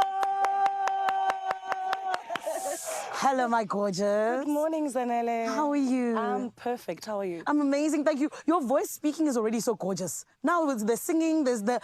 Not many think that. I do. Oh, my word. And I think it's so crazy that you've only been in the music industry for 4 years and you've already done so well. Yeah. How did you know that this was really your calling? Because you've been someone who used to sing from a young age. But when did it actually click that this is what I'm meant to do? So, Zanele, I'm from a musical background, from both paternal and maternal. But then I knew that I had something special more than them. Oh, sorry. I love that. So yeah, that is why. And when I used to sing at like primary school, then church, then varsity. Yes. But I knew that no, man. And like, I think I have what it takes to become the next star. Oh, wow. So and I launched my music in 2018 and then 2019 actually. Yes. And it has been a bliss. I love it. Yeah. Only in year 5, already award-winning. I think it's so incredible, and it just speaks to the fact that you're exactly where you need to be. Of course. Yes. Yeah. But now when we talk about you and embracing your Sepedi language, there's not a lot of people who do that, who are like, okay, I'm going to speak in, or rather sing in just my language, or just mix everything. Yeah. So speak to us about that. What inspired you to do it? So I feel the Sepedi language expresses how I want to sing. Okay. I'd love to sing in English, but honestly, because of how I grew up and just embracing my culture as well from the province that I'm from, Limpopo, Yes. I love Sepedi. I just wanted to show people that Sepedi can also be sexy. Oh, come on. Yes, it can, man. Yes. I love that. Yeah. And I think that you're doing this journey so differently, which is why you stick out so much. Yeah. But that's just my opinion. Yeah. Why do you think it is that you're only a couple of years in, you've already won awards, you're already doing so well? What's your secret, babe? You know what? Consistency, quality music, and definitely working hard. You know, I always say that there is no miracle, there is no luck. God blesses those who blesses themselves by working hard. I love that. Yeah. And a hard-working queen you are indeed. I mean, you woke up for this interview, which we appreciate, so thank you. Thank you so much for having me. Of course. Yeah. But now let's talk about that hard work. Because I feel like, you know, there's so much that goes into it when you're a musician. I always say you guys are God's favorites. Yeah. Because I don't understand how you just come up with songs. It's absolutely crazy. Yeah, it is. Yeah, but talk to us about you and the music that you create. How would you typically describe it? And would you ever dabble in other genres? Of course, I'm open for collaborations with other genres. I just chose African contemporary, which is Afro soul, jazz, and pop, because I felt like it expresses me more, just like my language. But I'm open. Maybe one day you'll wake up with me and I'm a piano. I knew it. I was gonna say I'm a piano, maybe perhaps. Yes. You know, I'm actually thinking of doing an I'm a piano song, babe. So, Okay, you know, we should feature each other. Okay, I love it. I love that feature each other. Okay, Mzansi, you're never ready. Thank you. But let's talk about these new projects before the Amapiano comes. What's happening right now? So the past month, if I'm not mistaken, yes, the past month in June, I was at a place where I'm an ambassador at San Meropa Hotel, Meropa Casino. I love that place. Yes, and then I was sleeping and something just came up with me. And the next day I said, my producer, you must wake up now. We're going to the studio. He thought I was kidding. Yeah. I went and I drove to Seshiro to go fetch him so we can go to the studio and create the song that I'll be performing for you. It's not released yet, and I want some sexy visuals to it, like your Kelly Rowland stuff there. I love that. Yeah, so that's the latest song that I want to release to the public, and I've been speaking about it. I went live actually creating it, and I was crying. I don't know why, but yeah, it was very beautiful. Of course, I feel like that whole process of creating music is very beautiful. Because like I say, it's from the soul, and it's something that not a lot of people can do. Otherwise, everyone would be doing it. Yeah, for sure. Babe, I'm so excited for you to perform it for us. Because we are the first exclusive. Thank you very much. But also, I'm so excited for you to keep shining because it's so beautiful to see you go on this journey. Thank you. Thank you so much for having me. Of course. She's not going anywhere though, Expresso family. That is the nice thing. As you heard, we're getting an exclusive as a Feel Good Breakfast Show family. So do stick around. But for now, my King Ewan is out and about in Cape Town. Hi, Ewan. Thank you, Zanele. Yes, we are cooking up a storm here. It is now time to put a rather fresh twist on a South African classic and favourite, I might add, with our mini bobotie pies.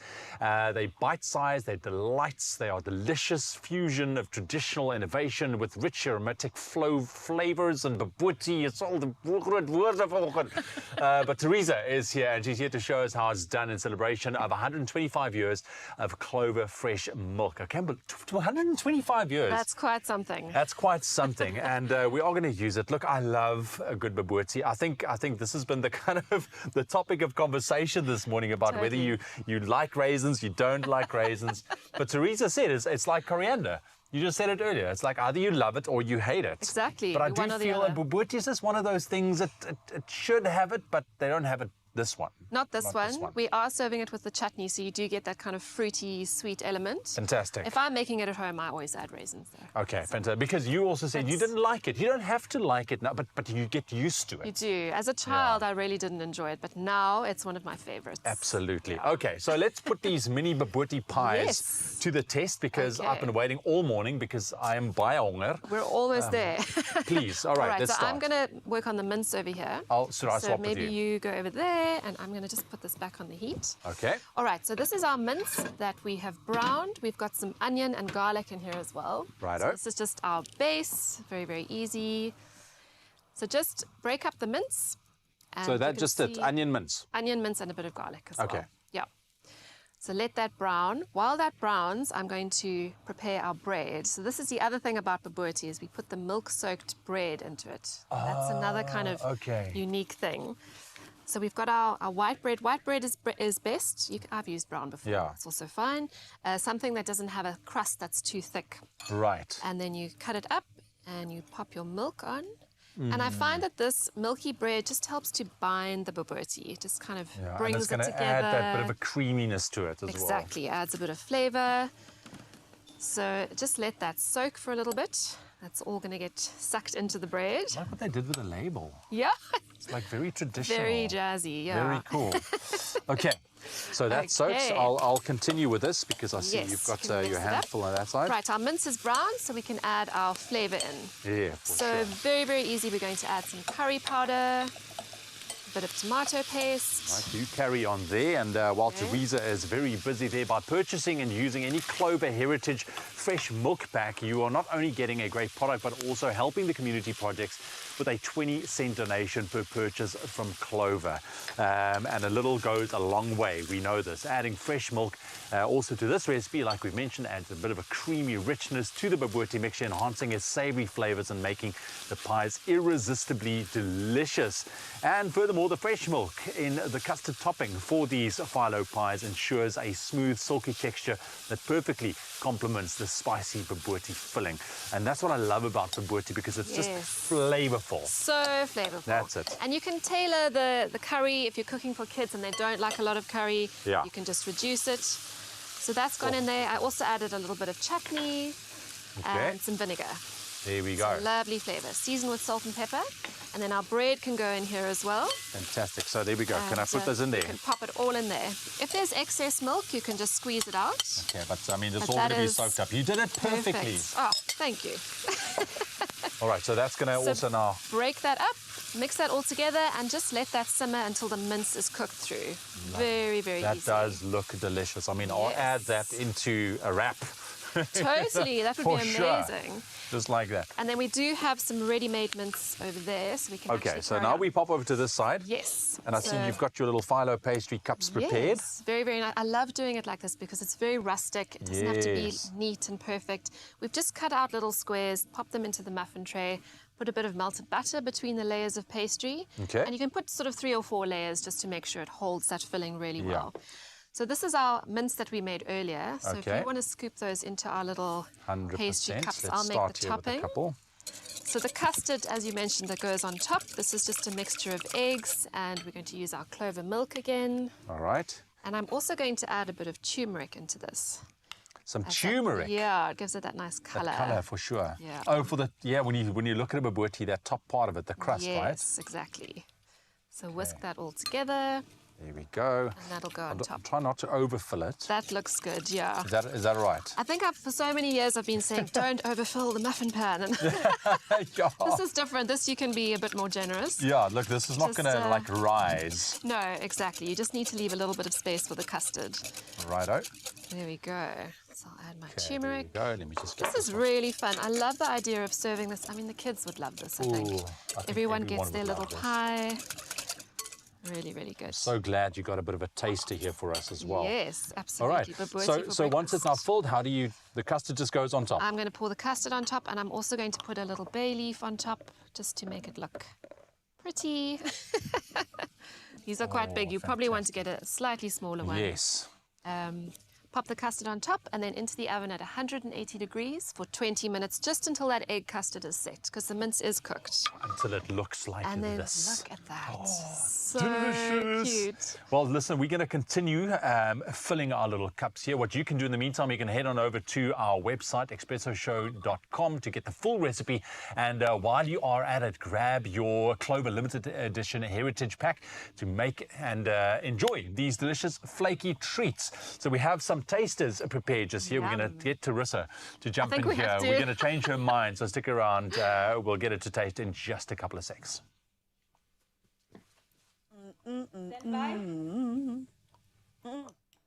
Oh man, everything just looks and smells so delicious. I mean, I wish I was there to smell it, but it just absolutely looks incredible. And this is the thing, friend, we still have so much coming up right here on your Feel Good Breakfast show. First and foremost, I want you to think about the last couple of months. There's a lot that's happened, right, ever since January. And I think reflecting is always so good, particularly at this time of the year. And this is why we're going to be reflecting on what brings us happiness and joy. And I can tell you it is going to put a smile on your face, which you deserve at this time of the morning, yeah?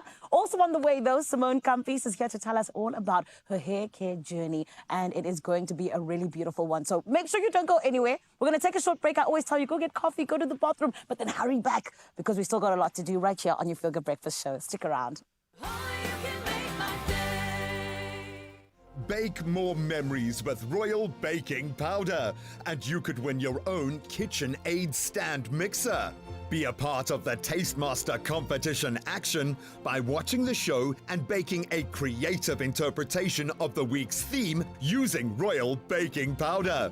Then upload it to socials by replying to the competition post, including hashtag the Tastemaster SA and hashtag Bake More Memories. Don't miss the Tastemaster SA every Tuesday evening at 7, repeat Wednesday at 1 and Sundays at 4 p.m. on SABC2.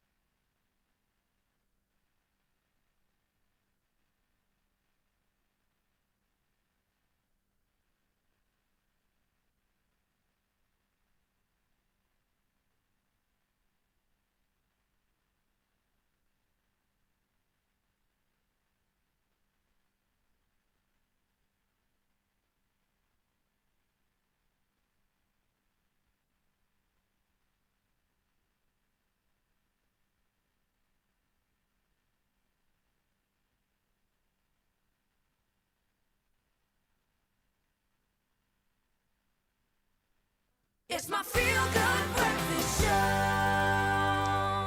Welcome back. You are tuned into your Feel Good Breakfast Show, and welcome if you've just joined us. We are about to just take a moment in the midst of a rather busy day. Hitting pause with a cup of coffee is like pressing the reset button for your mind, body, and soul. Ah, it's time to hit pause with Jacobs. Well, this morning, we're starting off the day with a mouth-watering cup of happiness and joy in the form of Jacob's Barista Edition Espresso. Now, it offers a harmonious balance between richness and also smoothness with a satisfying depth that delights the taste buds. Are your taste buds delighted? So delighted, Yeah? so delighted. Sip a coffee and then later on snacking on a mini bobotie pie. You're forcing this now, Ewan. I am forcing it. You even brought a bobotie here. Yeah, I'm bringing you joy. Okay, joy awaits. Let's see what awaits with that. Well, listen, we've got to get into talking about joy in particular. And as we hit pause, how often do we realize that the small moments are actually equally impactful as the big moments that bring us indescribable joy, right? And now that I've set that scene, I've got a few questions for the table today. Are you ready? Yeah, and just be ready for having them returned. Okay, cool. A back and forth. I'm totally here for it. I think the first one I have to ask is, what brings you joy, Ewan? Ooh. It's not a difficult one, it's just because there's so many things. But I think if I bring it back to just a base level as to a day-to-day kind of interaction with people, it is kindness and a smile. Oh, that goes a long way, doesn't it? It's so nice when you rock up somewhere and you are greeted nicely with kindness and respect, and you return the favor as such as well. I mean, that brings me joy. I think there's very few things in the world that makes it a better place. Absolutely. Like a smile. Yeah, especially if it's from like a genuine place. If it's from a genuine place, and I was greeted with a smile when I walked in this morning. You were sitting there having your makeup done, and then Lucian came in, and Lucian was smiling, and we had a bit of an embrace, which was lovely, and that also brings me joy, and on his part as well. So that's pretty much the basics for me. It's simply that. That's a beautiful one. It's also free. Don't forget that. So let's go for it. What brings me joy? Yeah. I would also say it's definitely those small moments of every day. I'm a detailed-orientated person, so big gestures, cool, man, go ahead. But when it comes to the small things like reminders, you know, that I love you, reminders that you look good today, like a little compliment, it goes such a long way. I also try to make sure that I spark joy in other people by reminding them that, Ewan, you did a good job today, man. Thank you. That haircut is working for you, man. That color today, I think it might just be your color, Ewan. Oh, stop it now. Stop it now. So is this now that this is the moment that you decided that you're going to bring joy to somebody's life right now? Yeah, I had to at some point, because this morning was a bit of a struggle for me. And yes, I was smiling, but inside I was a little bit iffy. And now I'm like, I'm ready. I'm ready to give you compliments, You've Ewan. arrived. Your smile is beautiful, Ewan. Thank you. Carissa, you're doing a great job this morning as well. Thank you so Let's pour it out. And I think the other thing I did was I every morning when I leave, to come here in the studio, I always prepare a cup of coffee for my wife when she's there. So when she comes, she doesn't have to make her own cup of coffee. That's very sweet. And then she just needs to pour the hot water. That's like a little love letter. Thanks. It is a little love letter. I love that for you. Little card on top. Yeah. And everything. Yeah. So very Ewan's cool. a romantic. I don't know if you knew that until today. How do you spark joy outside of your wife and being at home when you walk around daily? I just try and be a decent human being. You know what I'm saying? And it's so rare nowadays, actually. Yeah, just a decent human being. I mean, I had such lovely chats with my Uber drivers over the past couple of days. I was up in Josie and traveling around, and it was just, I love just connecting with people on a real level. Absolutely. And that brings me joy. And I think it's nice for somebody as well to have a random stranger just rock up in your immediate vicinity and you just have a conversation. And I love that. I love that because for you you. realize that most of us, we're all on the same level. Absolutely. Yeah. Also, if Ewan jumps into your car and sparks a conversation, I mean, superstar status. Whatever. Everyone feels so grateful to have you there. But I get you. It is about the human connectedness. And I think at the base level, that is what brings all of us joy. We mustn't forget that, right? Absolutely. Yeah. Absolutely. Are you having a nice pause moment there with your cup of coffee? I am. I thought you were going to say the bobotie. No, Let it's me coming drink my just coffee. now. It's coming just now. We're gonna dive into our mini bobotie pie just now. But for some of us, we find our happiness in everyday experiences, and others find their happiness at the bottom of a cup of coffee, which is also very, very true. I mean, here is my little happiness this morning. I mean, it really is possible to be both people.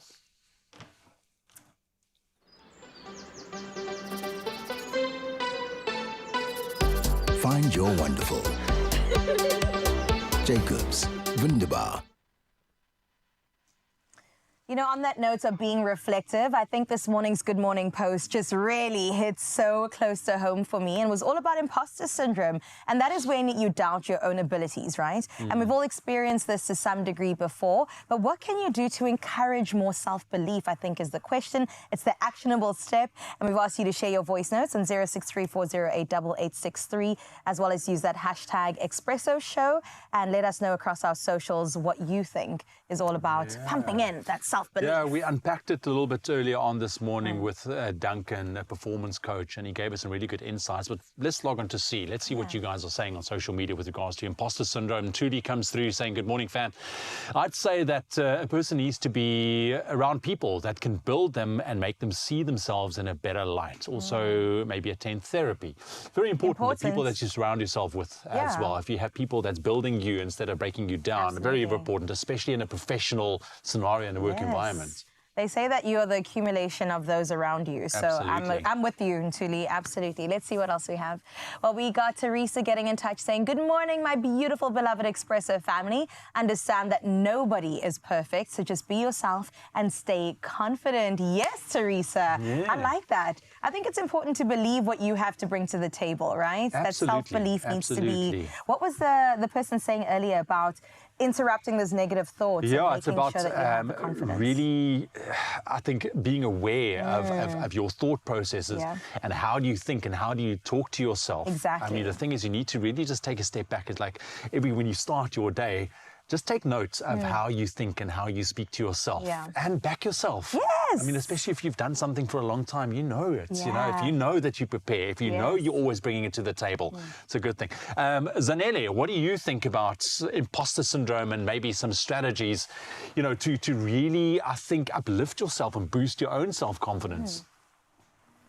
Yes, my friends, I think that it is something, like you said, that we all go through. But I always use the 3 Ps, right? Whenever I find myself in that space. It is, number 1, pray. Number 2, people. I love looking at other people's experiences in terms of having overcome imposter syndrome. And by that, I mean the people who have gone on to really achieve great things. They had to go past it. They had to believe in themselves more than those doubts in their minds. And for me, that's always just such a huge reminder of that it is possible. But then, along with looking outside of myself, I love looking within myself, which is the past. What are my past experiences when I've been able to go past this thing of trying to not feed into those negative thoughts, like you said, and rather believing in myself. And I think that when we do look back and be like, oh, but wait, I did that other thing, which means I can possibly do this one as well. We give ourselves a chance because we deserve it. We deserve to believe in ourselves and we deserve to be in that positive mindset as well of just being like, hey, I can do this. So it's those 3 Ps, past, prayer, and people. Oh, I love like that. Past, Very cool. prayer, people. I'm so here for that.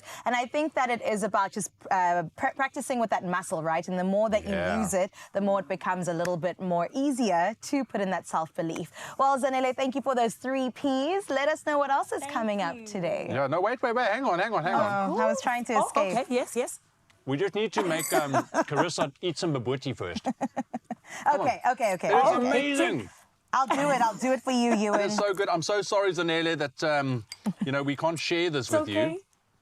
Come on. I know. I'm so sad. Did you hear me earlier on? I said it smells so good. It's because I can just envision it. It looks so good. It is so good. Okay. I might have spoken a bit too soon. That is delicious. Right. I got to give it to you, Teresa, and you did something here. You're even blushing. What's going on? That's the blush. Zanele, that was so good, girl. What's coming up today?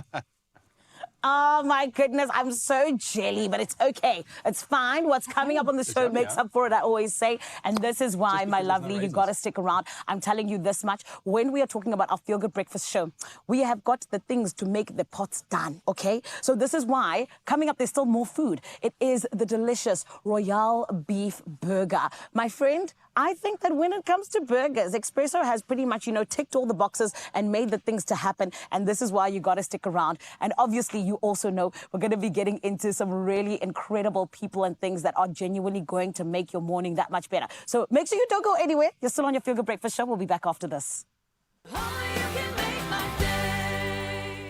There are stories of strivers, and we're inspired by them all.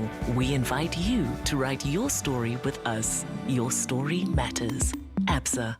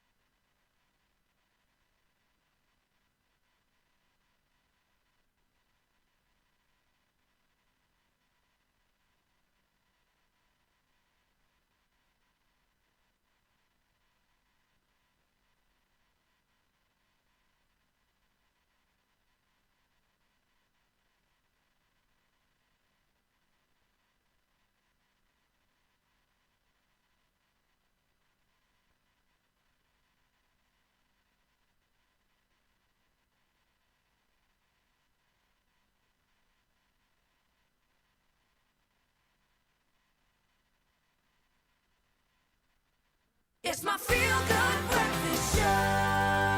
We're all about feeling good right here on Expresso, and we only feel good if you feel good, okay? So yes, we've been getting into food and so many other things, but my friend, it is time for us to have those important conversations with our friends at ABSA. Now, if you did not know, from the 1st of September, the government will be implementing the two-pot retirement system, which, if actually you think about it, is almost like a pot of gold at the end of the rainbow for us when we have expenses that were unexpected. And my lovely, I can tell you this much, ABSA knows all about it in case you're like, what is the two-pot retirement system? Which is why we are so excited to welcome these two incredible humans. I'm talking about Walani, forgive me, as well as Tawanda. Let's give them a feel-good breakfast show. Welcome, everybody. Hi, ABSA family. How are you? Morning. Fantastic. Thanks. How are you? Good, thank you. So, Tawanda, I want to start with you, please, because when we look at the two-pot retirement system, if anybody is like, oh my goodness, what are they talking about? What is it? Look, these are reforms to our retirement system that are being introduced by National Treasury to be effective the 1st of September this year. Sure. The intention there is really to allow fund members who are in financial distress to access a portion of their retirement savings without having to withdraw all of their funds. Right? Wow. I think importantly, what that helps with is someone doesn't have to retire. So someone doesn't have to resign in order to access their funds. We've seen in the past where upon hitting hard times, some people have almost been forced to resign in order to access these retirement savings, because more often than not, those are the only savings that they have. And unfortunately, that leads to a lot of unintended and dire outcomes where upon retirement, there's really nothing left. Sure. So what this does really is to give access to your retirement savings in need, but still allowing you to have a bigger portion of your retirement savings available when you do retire. Sure, and I've actually heard so many people say that, where they were like, no, I'm leaving this job because I'm hoping for my retirement to come through and, you know, things will be okay. Yeah. So that's actually incredible. But then, Tawanda, how will it work? Put simply, from the 1st of September, your contribution to your retirement fund will be split by the fund itself into a savings pot and a retirement pot. The savings pot will get 1/3 of your contribution, and the remainder 2/3 goes into the retirement pot. Yes. As an example, if your monthly contribution is 900 rands, 300 rands goes into the savings pot, and 600 into your retirement pot. Okay. What you have access to is the savings pot. Right? You can withdraw as much as you need, but with a minimum of 2,000 rand that you can withdraw. But you can only do that once every tax year. Okay. Right? But the thing is, you don't have to withdraw. It's not a requirement for you to withdraw. And when you need to withdraw, I think what we have generally been advising is you really need to think carefully about it, because there are consequences and you need to seek financial advice. Yeah. So that's pretty much how it works at a very high level. Yeah. I love that. And I genuinely feel like it almost really sounds like our government caring about our financial well-being, which is so amazing if you look at it from any perspective. But of course, Tawanda came through, Halana, and said that, okay, you need to think carefully before you access this pot. Why is it that we need to think carefully, please, Halani? Absolutely. I think our clients have to remember that when you withdraw money, you're actually going to be taxed at the marginal tax rate, which essentially means that you're going to spend a lot of money also on the tax component. So what we're saying to our clients currently is that as you go and withdraw this money, don't just do it without necessarily need it. So you need to make sure that you're in dire need of the amount of money that you are borrowing. But I mean, it's also important to remember that clients are actually living longer. The life expectancy is quite long. So by taking some of these amounts of money right now, you're essentially withdrawing money that you could have used for your pension later in life. Yes. So do it when you really need it. But at the same time, our clients have got to understand that financial advice is important in that process. So they need to go and speak with the financial advisor. So at ABSA, we have got financial advisors that are ready, waiting for them at all our branches so that they can assist them and ensure that, they get proper financial advice before they withdraw the money. So we also do have advisors that are waiting for them virtually that can assist them with this process. We also do have products such as notice deposits as a bank that they can also go and park money and make sure that they take that decision having thoroughly thought about the implications of that. I love that. You see, just like I said, our government cares about our financial well-being. ABSA cares about our financial well-being, which we appreciate, guys. And this is why I also have to ask then, just so that we are in the know, is every retirement fund contributor now, or rather does this apply to them in terms of this new system? So currently it's available to the private as well as the public sector. Okay. But it's important to remember that anyone who is part of the old generation or legacy retirement annuity policies or funds with no active participating members, these people will not be covered for that. But also when we started this, we actually had a call coming out saying that pensioners would have an option, those who were in provident funds who were 55 years and older, they had an option to opt in. Okay. And if you have not opted in for the two system, that means that it will not be available for you. Oh, wow. So I actually have to opt in? No. Oh, the There people was a from call for the before. people Yes, 55 years and older. Okay, thank God, because I was like, I haven't opted in, guys. Okay, amazing.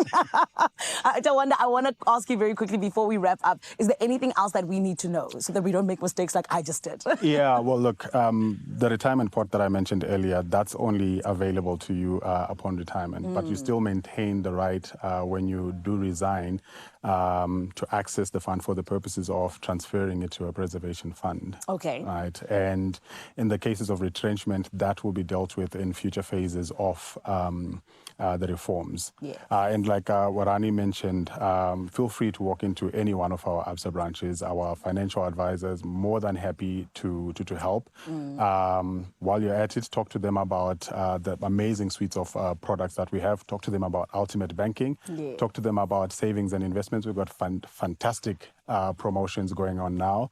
It is savings month after all. Yeah. And your story matters, and we're here for you. I love that. Tawanda and Hwalani, thank you for reminding us that our story matters, but also for coming and educating us. We appreciate it, guys. Thank you so much. Thank you for having us. You see why I said we had to have the important conversations, my lovely? Yes, it is ABSA that has got your back when it comes to being financially sound and even being cautious when it comes to your money matters. And this is why we want to remind you that from the 1st of September 2024, there will be that two-pot retirement system that is being put in place by the government. Well, if you need any more information, you know where to go, absa.co.za. That is where you can find it. Because like I said, they got our back and they keep reminding us that your story matters. There are stories of believers, and we're inspired by them all. We invite you to write your story with us. Your story matters. ABSA. And we are back in the kitchen, baby. Listen, we've made boboties, we've made caramelized onions, and I feel like it's all came to this moment where we're making now a delicious thing that's going to tantalize your taste buds. It is a beef royale burger. It's a perfect blend of juicy beef and creamy camembert cheese, all nestled between a toasted bun garnished with delicious toppings. And we've got an array of toppings, including our caramelized onions we made earlier, Teresa. Very excited to be doing this. Yum. Also, you guys convinced me. I do now like bobotie, so Yay. I'll give it to you. Very Without proud of the you for raisins, trying. I'll do it. Baby What are we steps. doing here? Okay. Very, very easy burger royale. We're going to put the camembert on top. It's going to melt. It's going to be creamy and delicious. And then we're going to build this incredible burger. Look at that burger stack. It's going to be so stacked. That is though. quite a breakfast. Yes. So I've melted some butter in the pan with a bit of oil. Okay. Heat that up, and we're just going to cook our patties. Very, very easy. You can buy them. You can make your own as well. Just a bit of mince that's been seasoned. So, you know, if it's more cost effective, just make it yourself. Absolutely. Also, I feel like there's been a big push towards DIY these days. Totally. We love a takeout, but also why not have a fake out and make it at home, right? We always make our burgers at home and they just taste incredible. Yum. So you want to cook that over a nice high heat, caramelize the edges, cook that through. You'll need to cook it for a few minutes per side just to make sure it's cooked all the way through. Awesome. So So I'll get those more going. time, thicker the patty. Smash burger, we're going quick. Quick, Okay. High heat, yes. Love that. Love I a do love smash it. I burger. love a smash burger. I was about to say, it is so good. So nice. You squash them really, really flat and those edges just get crispy. Yes. And, almost amazing. sometimes even like lacy. You can almost see through the meat. I know what you mean, yeah, because you get it really, really flat. Yum. So pop those in your pan. Now, when do we add the cheese? Do we add it while it's in the pan? Yes, we do. So I'm going to cook these for about 2 minutes on each side just to get them going. We'll pop the cheese on and then we pop the lid on. And then the steam and the heat is going to melt that camembert, and you can see how it comes together there. Just, it's amazing. I love that. And I'm picking up so many tips, because don't even laugh at me, but when I do a cheeseburger at home, I put it in the microwave or the air fryer to melt. I know. Well, the air fryer, that's not too bad. But it probably dries out the burger more. You can do it all in the pan, nice and juicy. So you would let that cook for a few more minutes, but I'll just pop the cheese on now. So we've cut it into rounds. I love that. We're being generous too with this cheese. We are being so generous. And you can use any kind of cheese. We're going bougie today. Yeah, because you get like American cheese, brie cheese. Yeah. We're going camembert. Use your favorite. So what you would do is cover that, let the burgers cook through, let the cheese melt, and then you get your beautiful patty. Oh, I love it. And now we can start building, which is the fun part. Build a burger. Do you want to take one each? We could do that. Yeah, let's do that. I'm going to grab this here. So we're going to start with some mayo. Lovely. And again, you can customize, do it however you like. Do you make your own burger sauce ever? I do. It's a mayo-based sauce. Okay. And I love a homemade sauce. Oh, so yes. we put all our favorite things in there, mustard and cayenne pepper. I love mustard. It gets such a bad rap, but like, I absolutely am here for it. Burgers, it's such a good pairing. I'm going to go on both sides. Let's go. Yeah, nothing like you don't want a dry burger. Nice saucy burger. Exactly. All right, we can pop a bit of lettuce on there as well. I was going to ask you, because the tomato is going to make it soggy, no? No, you're going to eat it straight away. Okay. So it's fine. You're right. And within less than a minute, This is not going to sit, yeah. And the lettuce also gives a bit of a base, so... Yes. And you toast your buns as well. Okay. So that keeps the crisp factor going. You say tomato next? Tomato, yep. Now, do we season our tomatoes, or is there enough flavour going? You can. I find there's enough flavour with the cheese and the burger, but a little bit extra doesn't hurt. Okay, cool. Right, then our patties can go on. I'm actually going to use the knife. Okay, so awesome. I'm just going to use my hands. Use the raw flipper. There we go.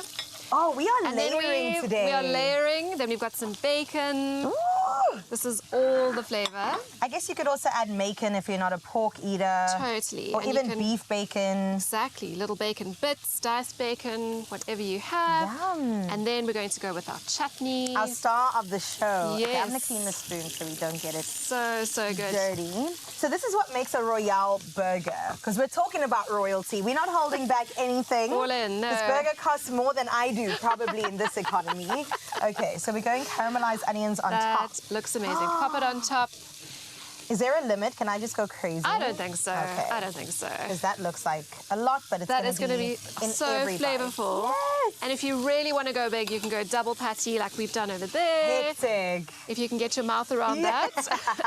That's a lot of jaw action going on. That looks incredible. Wow. You know that's going to have so much flavor. I mean, look at that. Oh, yours looks so fancy. There we go. Oh, we got the layers. And that is a royale burger. That looks Insta-worthy, I'm sorry. Okay, seeing as I tasted the bobotie, it's not a hard ask, but let's have you and try our royale burger. I am here for a burger. Did you just slap me through the face? I was hoping you wouldn't feel. You did. Guys, this is amazing. It's got all my favorite things in there. Brilliant. Some bacon, some marmalade. Oh, goodness. So okay, I'm sorry. I'm going to go. Can I destroy your burger? You can do that, yes. Is that the method? Squash first, in the mouth. Just to make sure that everything is contained, you see. Oh, I love a good burger. You have to get a bite of everything. Yes, it's the done. Okay. I'm taking mine now. There we go. The flavors are just dancing in your mouth. I'm here for a burger. Same. I'm here for a burger. Likewise. It's the best cheap meal. If you are on a strict eating plan or whatever, and you have a cheat day, that's the go one. for a burger. There we go. All right. So while I finish devouring this burger, we are going to be taking a very quick break, and when we come back, we're going to put in all the details of Rise Against Hunger's Mandela Day initiative, and Tuesdays are reserved for relationship talks, red flags. In fact, this morning, and how to navigate those red flags. We have a bit of a scenario that we're going to unpack, and we could potentially need your input as well with that. So stick around as we dive into some relationship topics a little bit later on. For now, I'm going to eat, and we'll see you just now. Please enjoy. That's so good. Are you a handy hero at home looking for your next project? This is your chance to get started by entering to win 10,000 Rand in cash each week from Plascon South Africa. Buy any Plascon product and post a pic of yourself with your product on social media with #PlasconSA. Make sure you follow Plascon SA on Facebook and Instagram. Competition closes midday Friday, 9th August, so enter now. T's and C's on expressoshow.com.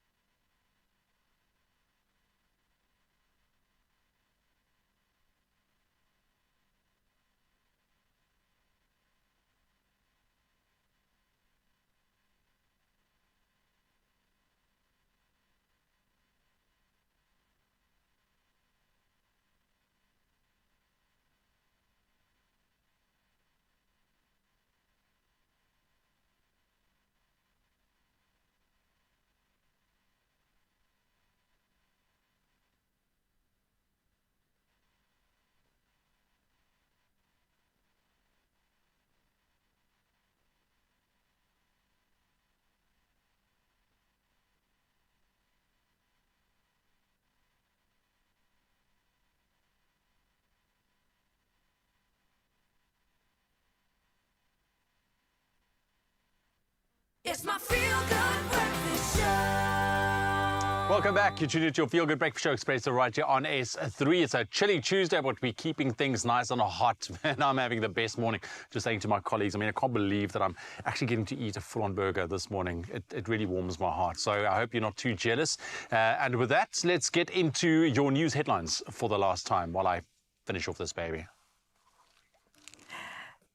Well, enjoy that, Ewan, as we get into news at the top of the hour. It's just gone moments before 8 o'clock, and let's start with your national news, where Minister of the Interior, Leon Schreiber, says his department should drive economic growth during his budget speech in Parliament. Now, he mentioned that the Border Management Authority had deported nearly 300,000 illegal immigrants, but was underfunded, reflecting a lack of priority on border control.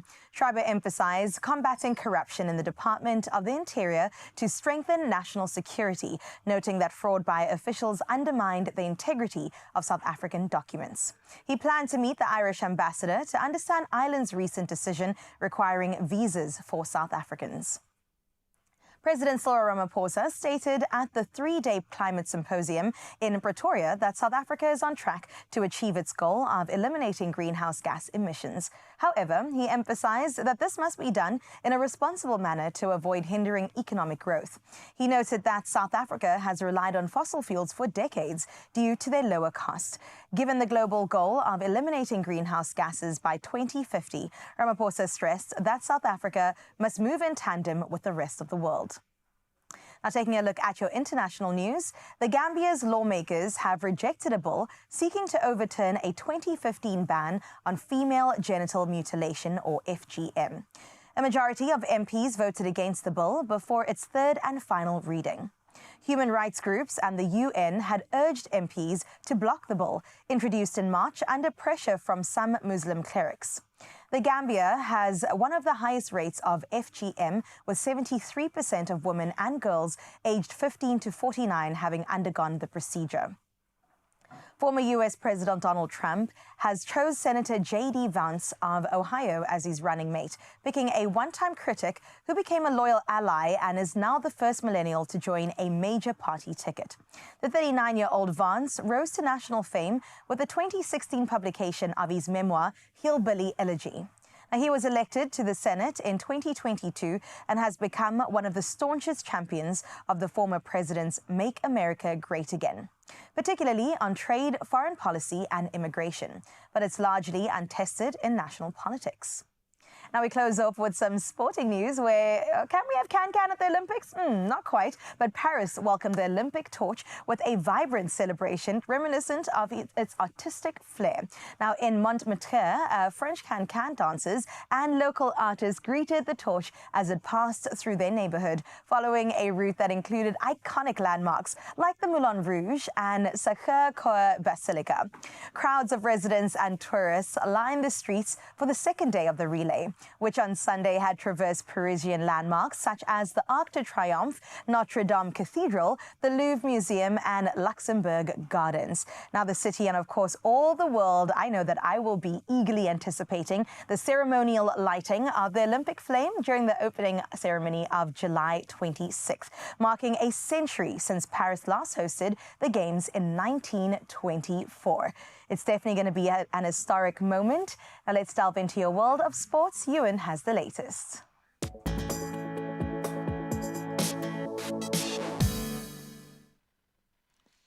Thank you so much, Carissa. Let's quickly take a last look at your major sporting headlines for this Tuesday morning. In football news, Gareth Southgate has confirmed he needs time to reflect on his future as England manager after their 2-1 defeat to Spain in the Euro 2024 final. Now, this marks England's second consecutive loss in a European Championship final following their penalty defeat to Italy 3 years ago. Now, Southgate's contract expires at the end of the year, and despite leading England to the 2018 World Cup semi-finals and the quarterfinals in Qatar, he has been unable to end their wait for major tournament glory since the 1966 World Cup. Staying with football, a German striker, Thomas Müller, announced his retirement from international football following Germany's disappointing Euro 2024 exit in the quarterfinals. Now, Müller, who turned 35 in September, played 131 national team games and scored 45 goals. He was a pivotal figure in Germany's 2014 World Cup triumph, notably scoring the opening goal in their historic 7-1 semi-final victory over Brazil.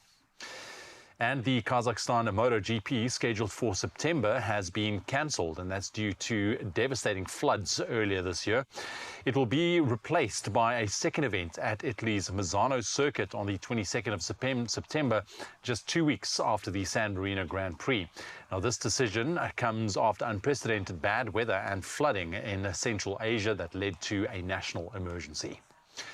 And we'll end off with tennis news. Rafael Nadal returned to competition on Monday, teaming up with Casper Ruud for a doubles win in Bastard.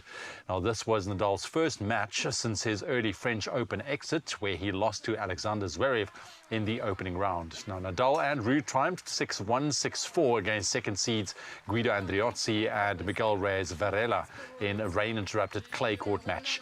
Now, the 38-year-old Nadal and Spaniard now, of course, preparing for the upcoming Paris Olympics.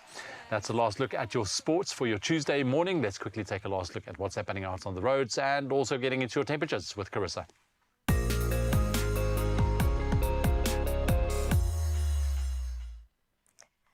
Thank you so much, Ewan. Let's have a look at your roads for the final time today.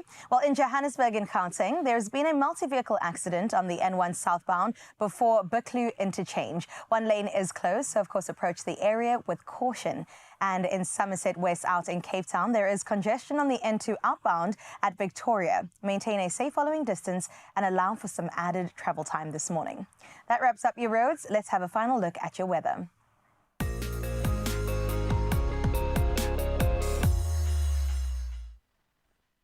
Authorities in Cape Town Metro have welcomed the declaration of a state of disaster in the Western Cape. The mayoral committee member for Human Settlements, Carl Perfame, stated that the Metro plans to use this declaration to relocate people in informal settlements prone to flooding. Perfame emphasized the need to revise the Act on the prevention of unlawful eviction to prevent informal settlements from developing in low-lying areas.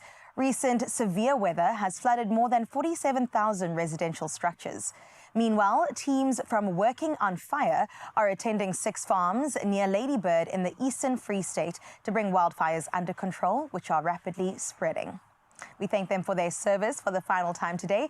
Now let's have a look at your sunrise view of this hour, and it was sent from Port Elizabeth. Here is Keenan's view of his morning. Keenan, do you live on a golf estate? That looks absolutely beautiful. How glorious are those rolling hills and the gorgeous sunrise. We're wishing you a blessed day, and thank you for sharing your morning views with us. If you want to continue doing so, 0634088863 is that number you can get in touch with us on.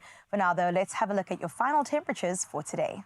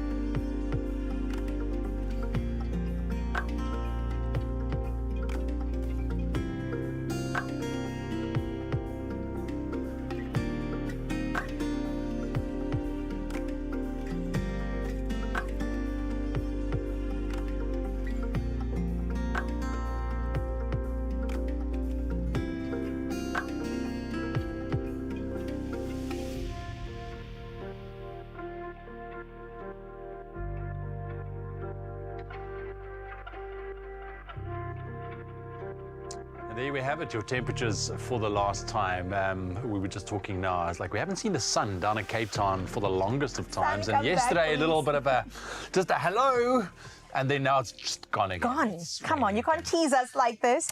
But listen, we're not going to tease you because you could be a winner. In fact, you could become Zanzi's next multi-millionaire by playing Powerball and Powerball Plus for 12 million rand in total estimated jackpots this Tuesday. Now, don't get left behind, okay? Play Powerball for an estimated 5 million rand and Powerball Plus for an estimated 7 million rand today. It's a lot of money. A lot of moolah. Now, you can buy your tickets today in store on the nationallottery.co.za website or the mobile app. You can also buy your tickets through cell phone banking or by simply dialing *120 *7529 hash for those USSDs. Oh, I love that. We posted all the details on our Expresso social media pages, so do go and check them out. And Panda Pusher play Powerball and Powerball Plus for 12 million rand in total estimated jackpots today. And you, in fact, could hit it lucky. Better than you did. I'm hoping more. Absolutely. Hopefully I get a number right this time around. But 16, go ahead, go get your ticket, and remember to always play responsibly. Absolutely. We're going to take a very quick break. When we come back, Mandela Day is just around the corner. It is, the 18th. Yes, just around the corner. We're going to fill you in on what Rise Against Hunger is gearing up and what they're planning for Mandela Day. Well, I'm telling you, have you seen this before? This is me waving red flags. And that's the conversation we're going to get into. Looking out for those red flags. We're going to talk all things relationships in just a bit, so stick around. We got a red flag for you this morning, that's for sure. 2, Carissa's case.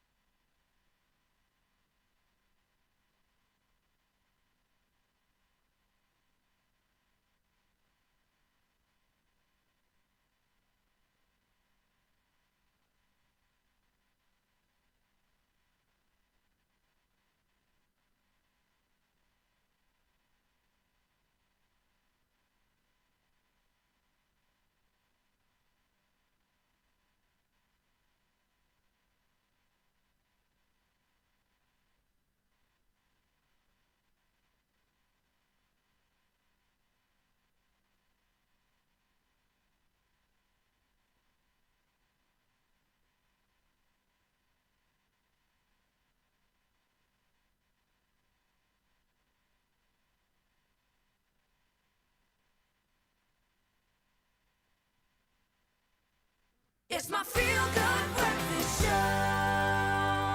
You're on your Feel Good Breakfast show right here on S3. And my lovely, I told you we had so much to do on the show, right? And it is all about right now celebrating an incredible life, that of Nelson Tata Madiba.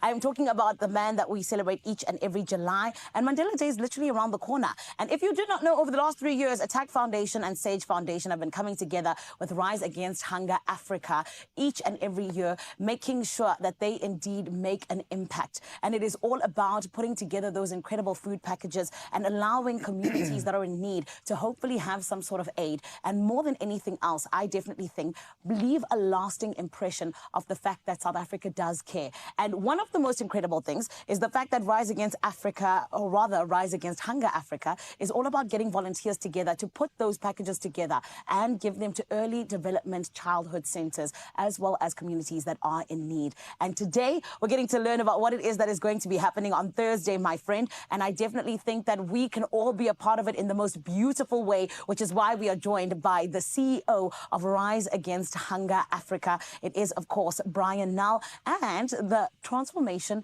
and Human Capital Manager. It is none other than Danny Vermeulen, all in the name of hearing about how it is they're coming together yet again to make a huge difference. Everybody, let's give them a feel-good welcome, please. Gentlemen, how are you? Very good, thank you. Yeah, very good. Thank you good. for welcoming us on this beautiful morning. Of course, thank you guys for coming through, and also thank you for the amazing work that you are doing, gentlemen.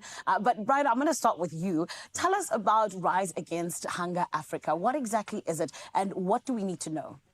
So typically, well, we're part of a global organization, and our basic model is to engage with corporates to facilitate meal packing events. Yes. And then we distribute those meals, as you said, to early childhood development centers nationally. That's beautiful. And I definitely think that when kids are growing, that is when they need it most, when they need the nutrition. Those developmental years are critical, yeah. We've got 100%. the majority of our beneficiaries are children between 1 and 6. And we're very much about linking the good nutrition with education. Those are two really key factors for any child during that stage. 100%. And now you guys are in your 3rd year of coming together and making this really big impact. Can I ask you, how is it that you plan to go bigger and better? Well, having corporate partners, you know, like Sage Foundation and Attack Foundation. Yes. One's in property and the other is very influential in corporate. Yes. And I think, you know, people in general are just really sort of getting behind it. And, you know, we do have a sort of a food crisis in South Africa, and I think people recognize that. And corporates want to help, people want to help. And so it's just a case of every year, going bigger and bigger. I love it. And Danny, of course, you are one of the reasons that they are able to go bigger. And like you said, people who actually see the vision. Why did you want to get part of this initiative, rather? You know, I think for Attack, as well as our partner Sage, we both, you know, one of our strategic objectives is to invest in education, but also, very importantly, sustainable solutions. And, you know, the team at Rise Against Hunger offer just that. It's not just about the event on the day. Nelson Mandela Day or Mandela Day is a very big event. It's a very big day. Corporates all over the country come together.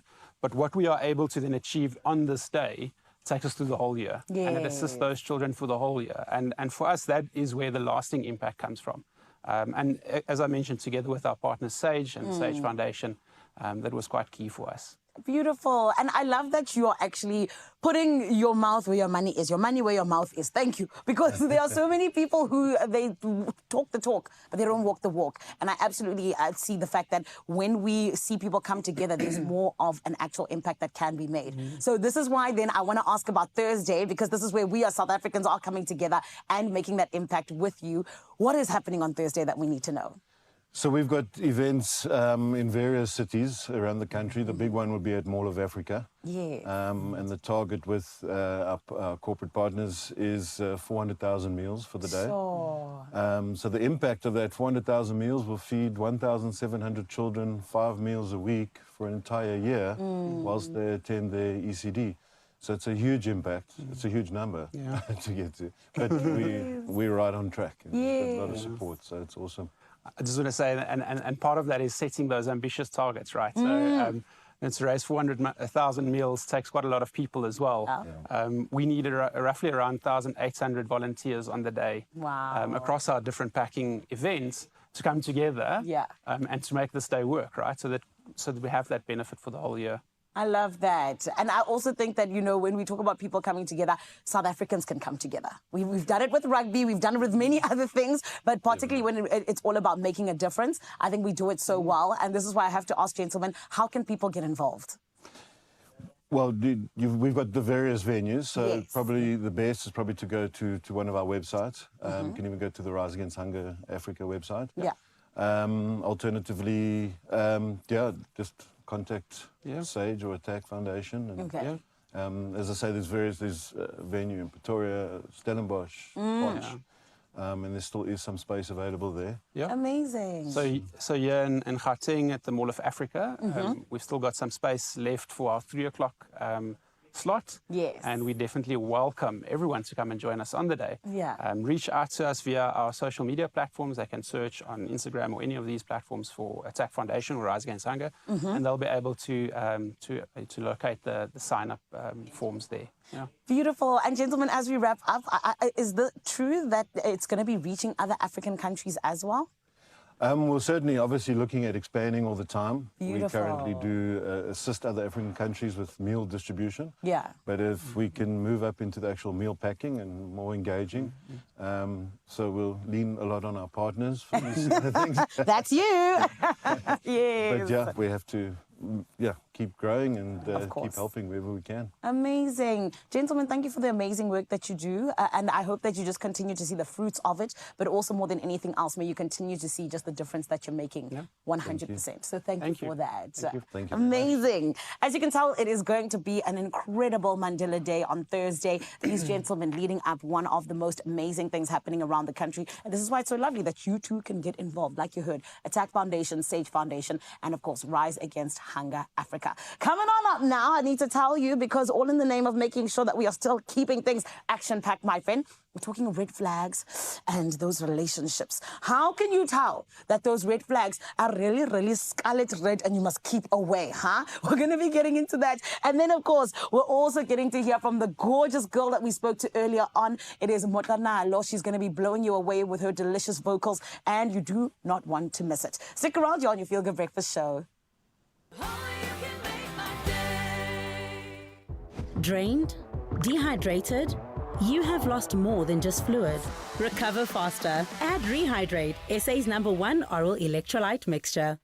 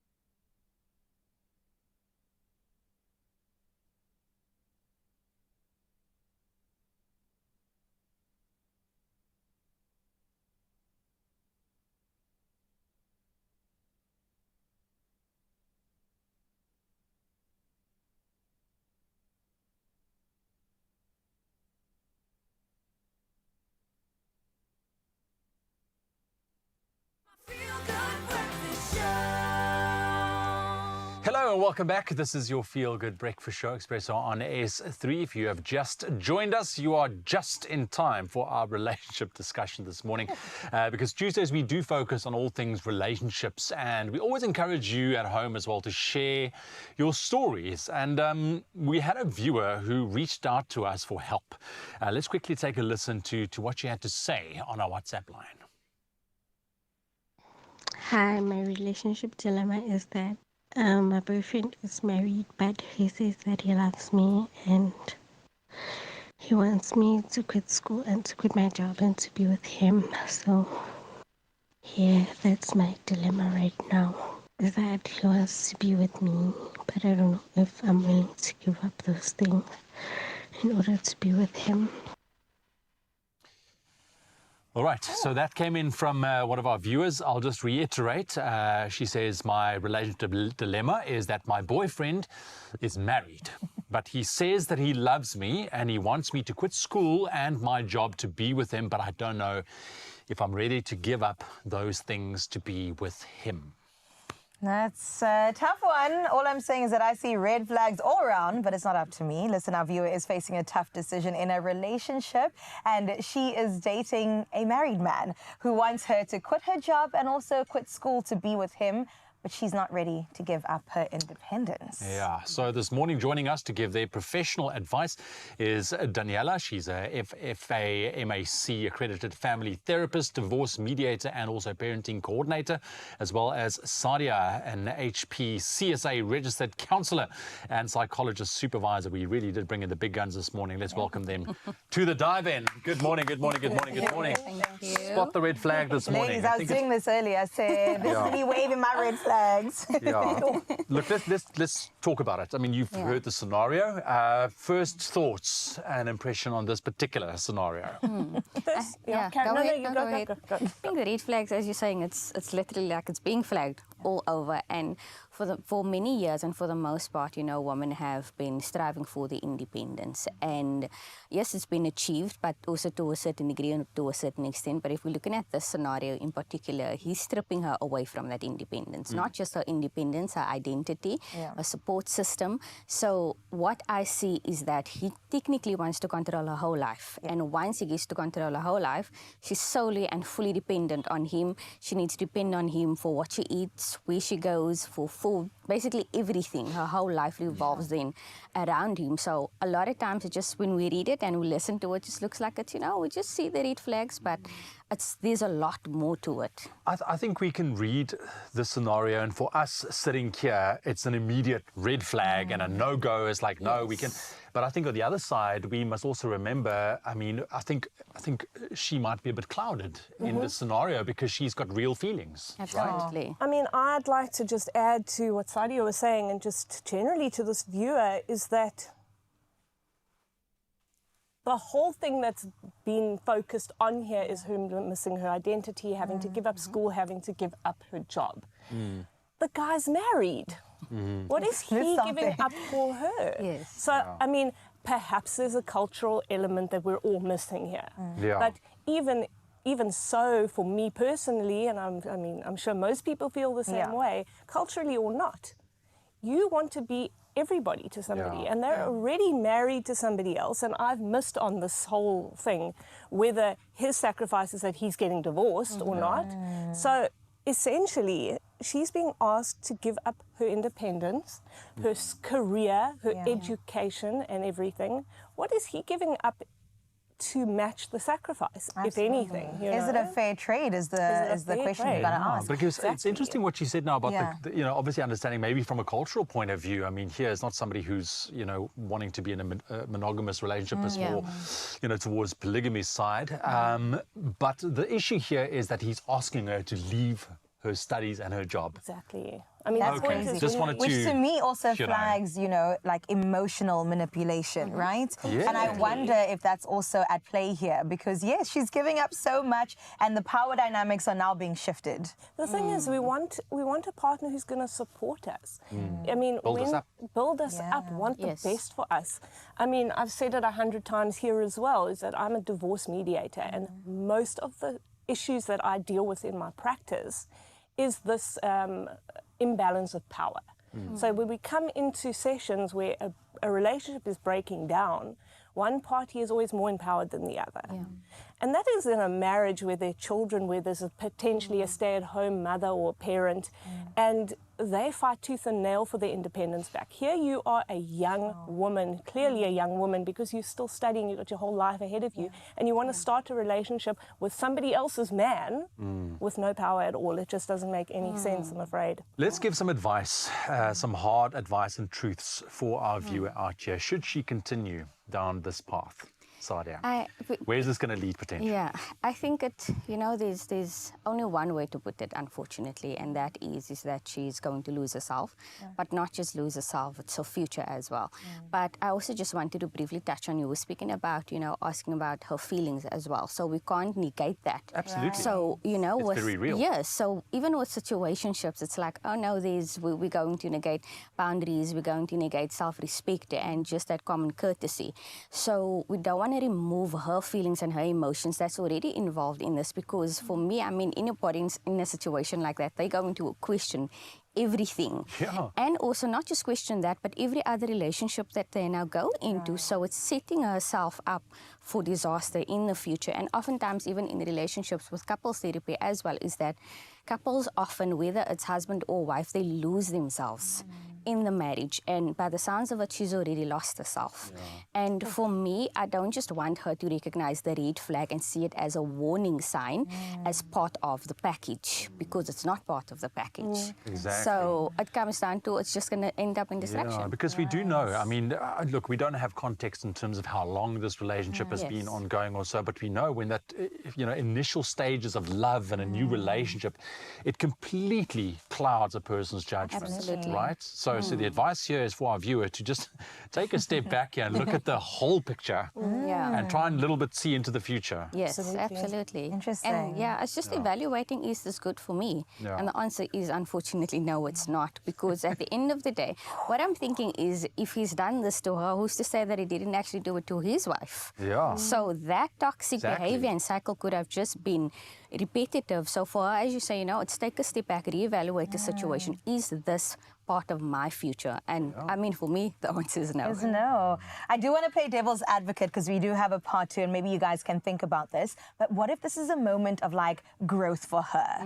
Like a moment in a journey where personal growth needs to be prompted and she's going to learn from this. I'm just going to put it out there, but we do have a part 2 coming your way. And let us know what your thoughts are on the situation by heading over to, of course, our social media pages at Expresso Shows, where you can find us and let us know, or leave a voice note if you're as brave as our viewer on 0634088863. And stay tuned, because we're going to be back with more advice from our lovely ladies. Thank you, my beautiful Cape Town family. Oh, my word. Do you know what I'm excited about? I need to let you know that we have been promising every single hour that we are going to be getting a performance from this absolute beauty that is next to me. So finally, we are here to deliver. Everybody, please give it up for Motlanalo, forgive me. She is here all in the name of making your morning. She is here with her song. It is Lama Fellow. Come on.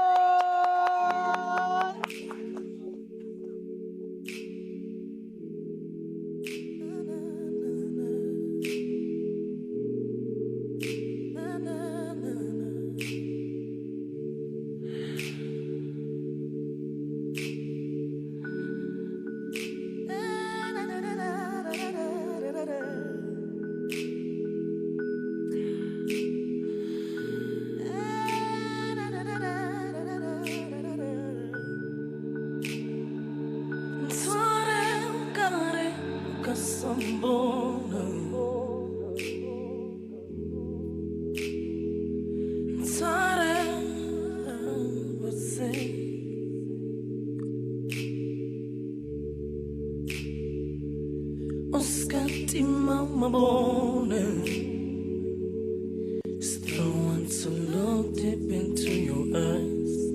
Let's do some soul searching. If on wish you yellow horn, open got it's the lust. You touch my skin with down my ear.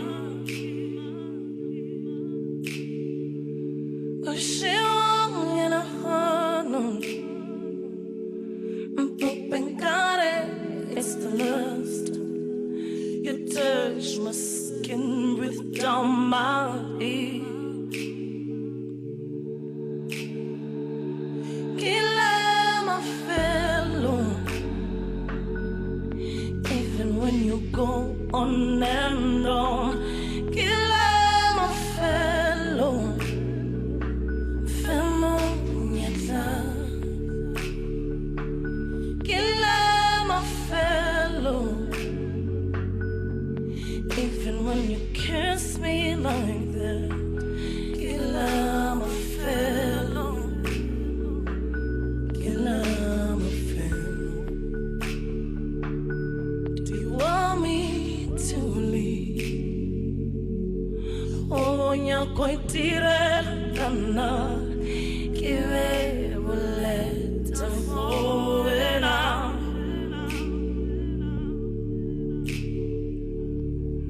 Give it all to me, lay down on my bed. I like it.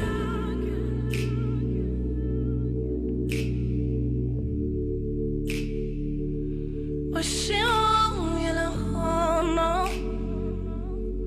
I'm hoping got it. It's the lust. You touch my skin with down my ear. But she won't, you know, no.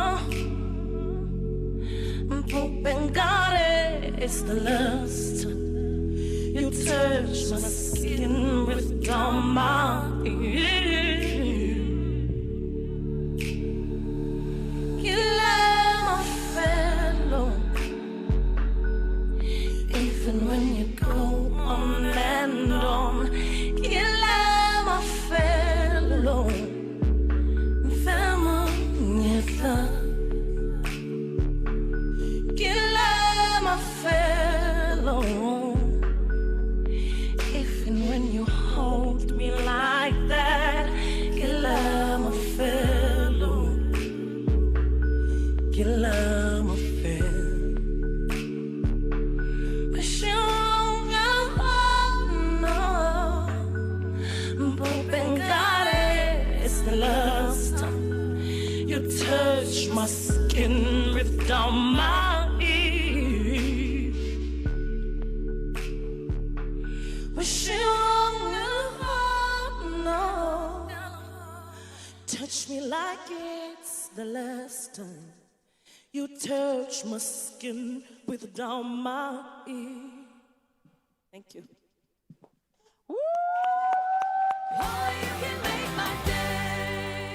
Are you a handy hero at home looking for your next project? This is your chance to get started by entering to win 10,000 Rand in cash each week from Plascon South Africa. Buy any Plascon product and post a pic of yourself with your product on social media with hashtag PlasconSA. Make sure you follow Plascon SA on Facebook and Instagram. Competition closes midday Friday, 9th August, so enter now. T's and C's on expressoshow.com.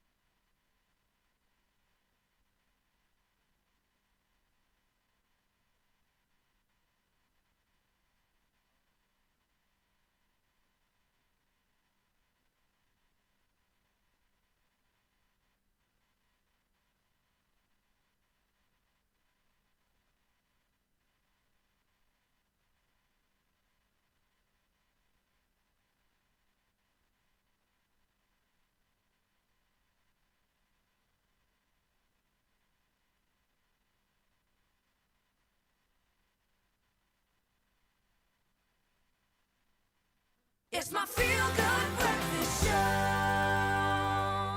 Welcome back to your Feel Good Breakfast Show. We're doing Health Tuesdays and we're talking all things red flags with our experts, Daniela Mayer. She is a FAMAC accredited family therapist as well as a divorce mediator and parenting coordinator. We also, of course, have Sadia Southgate, a HPCSA registered counselor and psychologist supervisor. And they join us with their advice. Now, we've gone through a little bit, but we have so much more coming your way.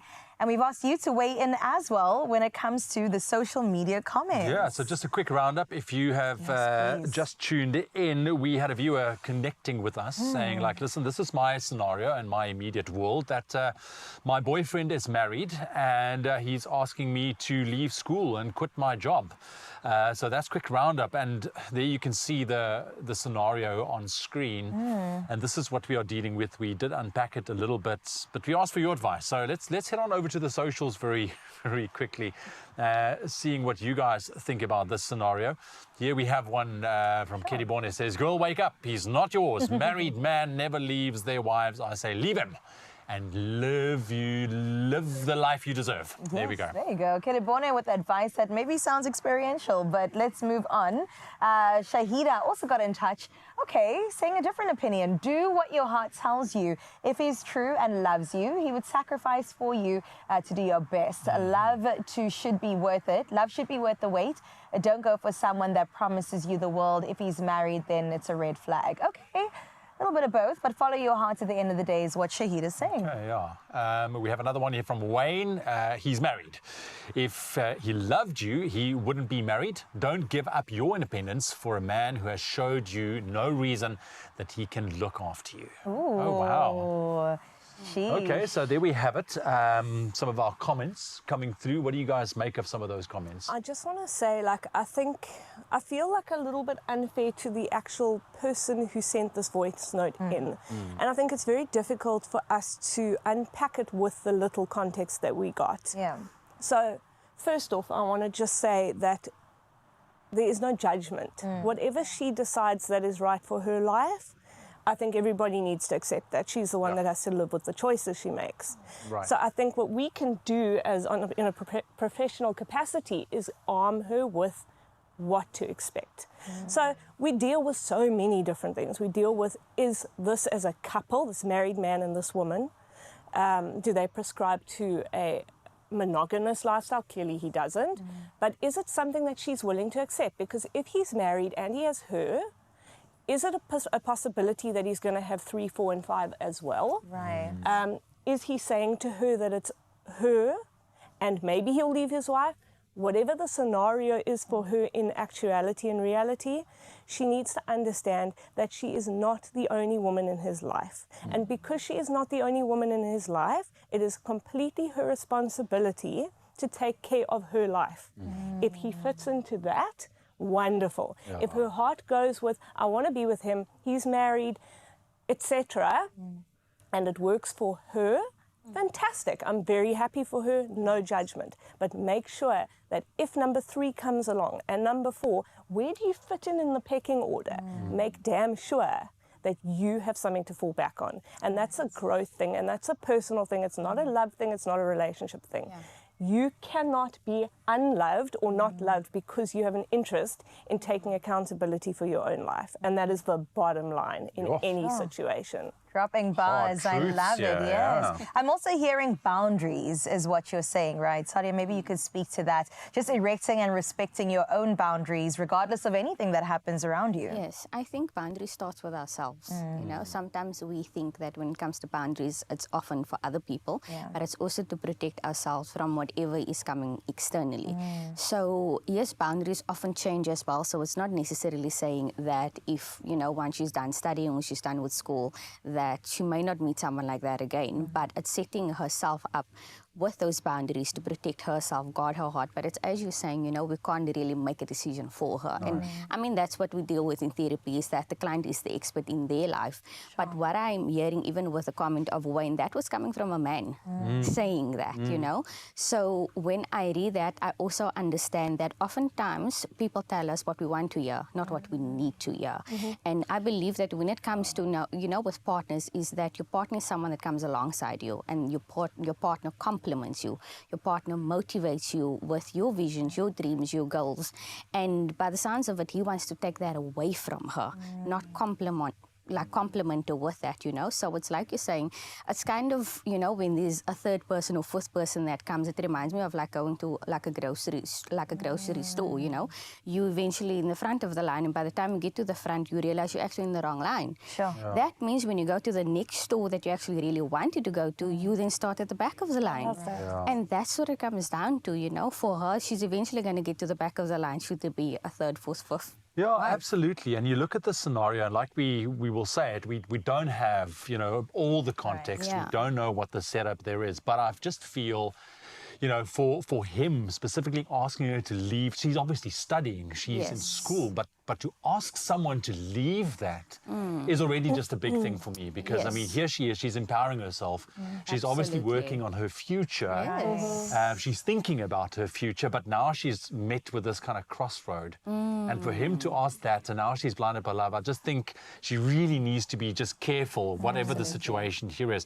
We do have 2 more comments. Let's quickly take a look. What do we have here? We have Bongi saying, I'll never. So that's what this guy wants to have control over her life. She must never do that. She'll lose her freedom and herself. Sure. Okay, and then We also Kayleen. had Kayleen saying, difficult situation. Yeah, there we go. I'm glad I've never had to make such a big decision. It is a big one, isn't it? Oh my goodness. It's a colossal one, actually. That's going to impact her life either way, I feel. It's going to impact her life. I think the only reasonable thing to do here is to break down the clip that we got. And we've got 2 issues here. We have got a relationship issue and we've got personal growth issue. And I think that the wisest thing to do here, what I would recommend, is put them in isolation of each other. Okay, let's say, let's work on the relationship. What do I expect of this person? What value does this person add to my life? And we'll deal with that on the one side. The other side is, without him, what do I want for my life? And let's pretend that he is not the married man that I'm in love with, but a friend, my brother, an uncle, my father. Let's pretend one of those other important people in our lives put those boundaries on us. How would we react to them? And say, okay, if my brother told me, if you want to be my sister, you have to stop school and you have to quit your job. That How would I doesn't seem respond? fair. Like, what would I say to my brother? I'd be like, you must be joking. Like, I don't want you to be my brother anymore. No, but seriously, like, we wouldn't accept that from friends. We wouldn't accept that from family, because we would first say to them, why do you want me to fail? Because those are the people that build That love us. So why do the rules change when we are clouded by love? Why do we say, let's put the blinkers on, yes, sir, whatever you want, just please keep me, keep me. Why do I need to be so needed by you that I'm willing to throw my entire life away for you? I think, you know, it comes down to we are wired for connection. And because we are wired for connection, we are always in pursuit of, you know, wanting to feel needed. Right. So then the fear of Absolutely. rejection comes in, is that she feels possibly even in the near future there isn't going to be anybody else that wants her. So now it's the fear of rejection, a fear of abandonment. Earlier on, we were speaking even during the break about trauma. That also plays a big role in these relationships, and that can also affect in her growth, not just now, but in the near future as well. But that's what it comes down to, is the fear of rejection. Wow. My message to her is power the heck up. Power up. Power yourself up, level up, level up, level up. And the people that are on your level when you're at the top are the people you want to be with. Oh, what a note to end on. Daniela and Sadia, thank you so much for joining us. This was so good. And I feel like even if you weren't in that relationship specifically, you could definitely take some notes from you guys. Thank you, ladies, so much. Thank you so much. And to our viewer out there, I really hope that this helped. And I think our advice and what you've heard here, take a step back, take a look at your life, see where you are with it, and perhaps closing this door and focusing on yourself. I know that you're going to open another door, which is going to be way better for you, for sure. So there we have it, our relationship talk here on a Tuesday. We'll be back next week Tuesday with another dilemma. Zanela, what did you make of that? Thank you, my Cape TZ family. And you know what, my lovelies? Speaking of relationships, one that can never ever go wrong now is my relationship with Omar Rusks. And I say this because honestly, it's one of my favorite snacks. And this is what we've been asking you, Expresso family. What is it that are the best, most amazing girl time snacks that you love to have when catching up with your bestie, which are, of course, just like Omar Rusks? And I know that for me, it is right here today that I am so excited for us to have this chat because we're hearing from an absolute superstar. And friend, I'm going to be telling you about how you can win in a little bit. But first and foremost, let's have this chat with Motlanalo, all in the name of hearing about her and her bestie. And of course, these beautiful Omar Rusk moments. Motlanalo, are you still good, my lovely? I'm still good and the coffee smells nice. Oh, I love it. You see, so this is what we're talking about because this coffee, for me, I know it goes so lovely with some rusks. But before we even get to that, like I said, girl time, catching up, snacks, it's always the perfect thing to have while doing that. But I know that Omar Rusk always comes in handy, especially during this time when it's so cold. But I want to ask about you and your bestie. How did you guys meet and how did you actually get to know each other? I actually didn't like her. She didn't like me back. Yes. I think we have similar personalities, very strong. But once we got together, it was like, yo, bombshell. And we realized that we're the same people. We've met back in 2014 and we've been friends ever since. Where did you meet exactly? In Powerball, back home. Oh, that's so nice. I think that's so beautiful, especially when you have someone like from home who actually gets you in terms of how you grew up and everything.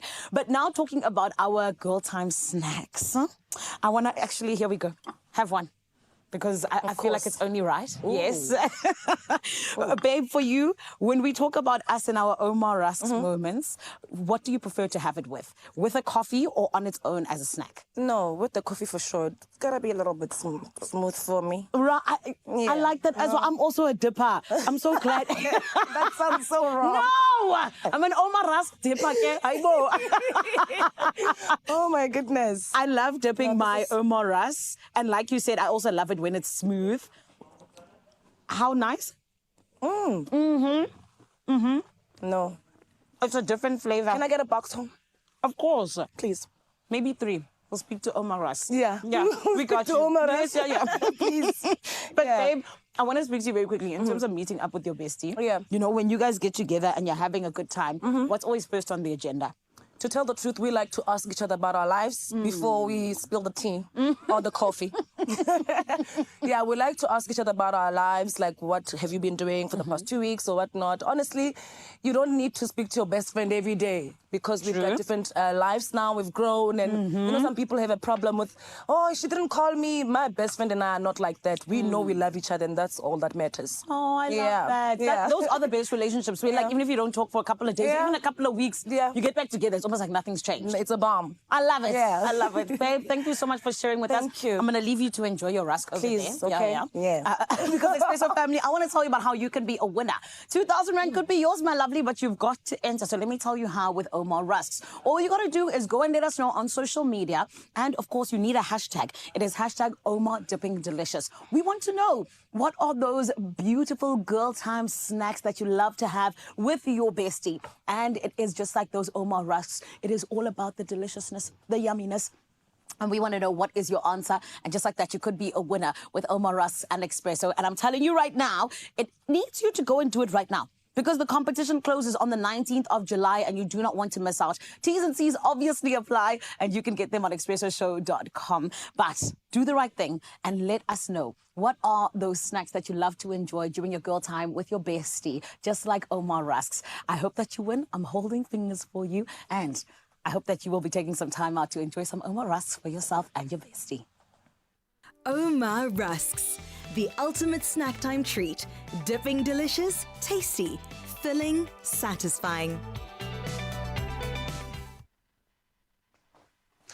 What a cute moment between two girls getting together. I love me some girl time, man. It's kind of like therapy, actually. A little bit of therapy, yeah. It's like when I go hang out with the boys as well, my best mate. It's always nice because you get to communicate in a different kind of way. Yes, and spin a little bit about the boys at home. No, we love that. Well, listen, Motlanalo is also going to be performing for us again later. I can't wait for that second performance. And I'm going to definitely sit on the edge of my seat counting down the minutes and the moments. We have 8 minutes left of the Feel Good Breakfast Show. We're going to use it wisely. Yes. Stick around.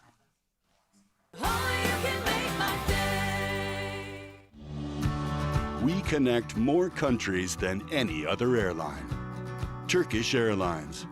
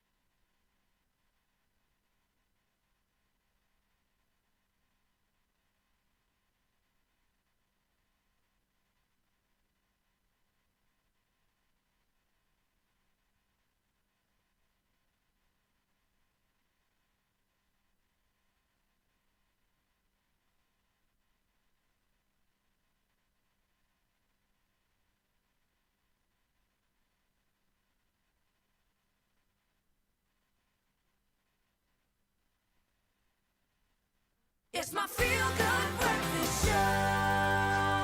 Welcome back to it. This is your Feel Good Breakfast Show.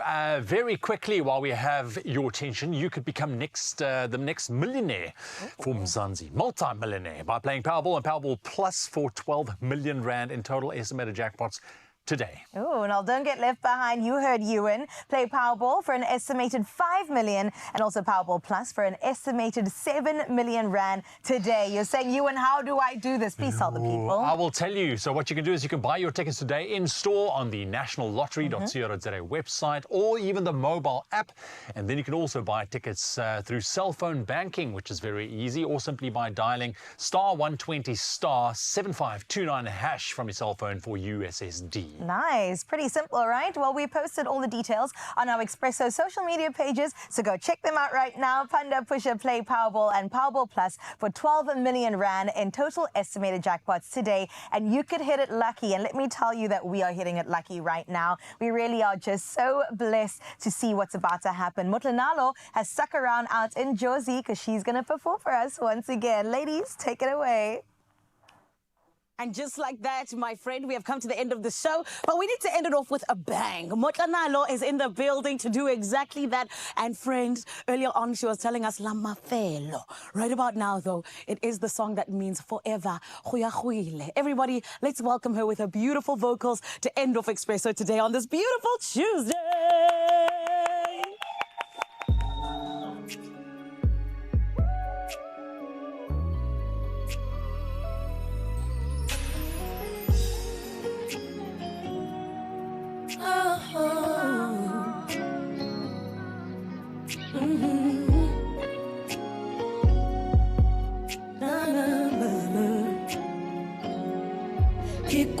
Makechi, Calerato legalo. Want me much of your behavior. I give on the baby, give a feel. I'm blinded by love and it's okay. It's not stupidity. Calerato legalo. On twana song, we are wheeling. On rata song, we are wheeling. On chocomela song, we are wheeling. On rata song, on twana song, we are wheeling. On rata song, we are wheeling. On chocomela song, we are wheeling. Rata song. Barry Otto Fetura. Hey, Kim, what about? but you leave me for someone. It should be better than me. Get about now. If you vanish, I won't regret. At least get on a it means there's too much love inside of me. On soir song, we are weeded. On rata song, we are weeded. Chocomela song, we are weeded. On rata song, we are weeded. On soir song, we are weeded. On rata song, we are weeded. Chocomela song, we are weeded. On rata song, we are weeded. On soir song, we are weeded. On rata song, we are weeded. Chocomela song, we are weeded. On rata song. Le rato la, l'enseno madi, vivile, kinyaka oreta. Kirupicha mukoni, unaring, wiratana. Le rato la, l'enseno madi, kinyaka oreta. Kirupicha mukoni, unaring, wiratana. Another feel-good production. Enjoy the extraordinary flavor of the new Sipper M bubblegum. It's poppin' with flavor.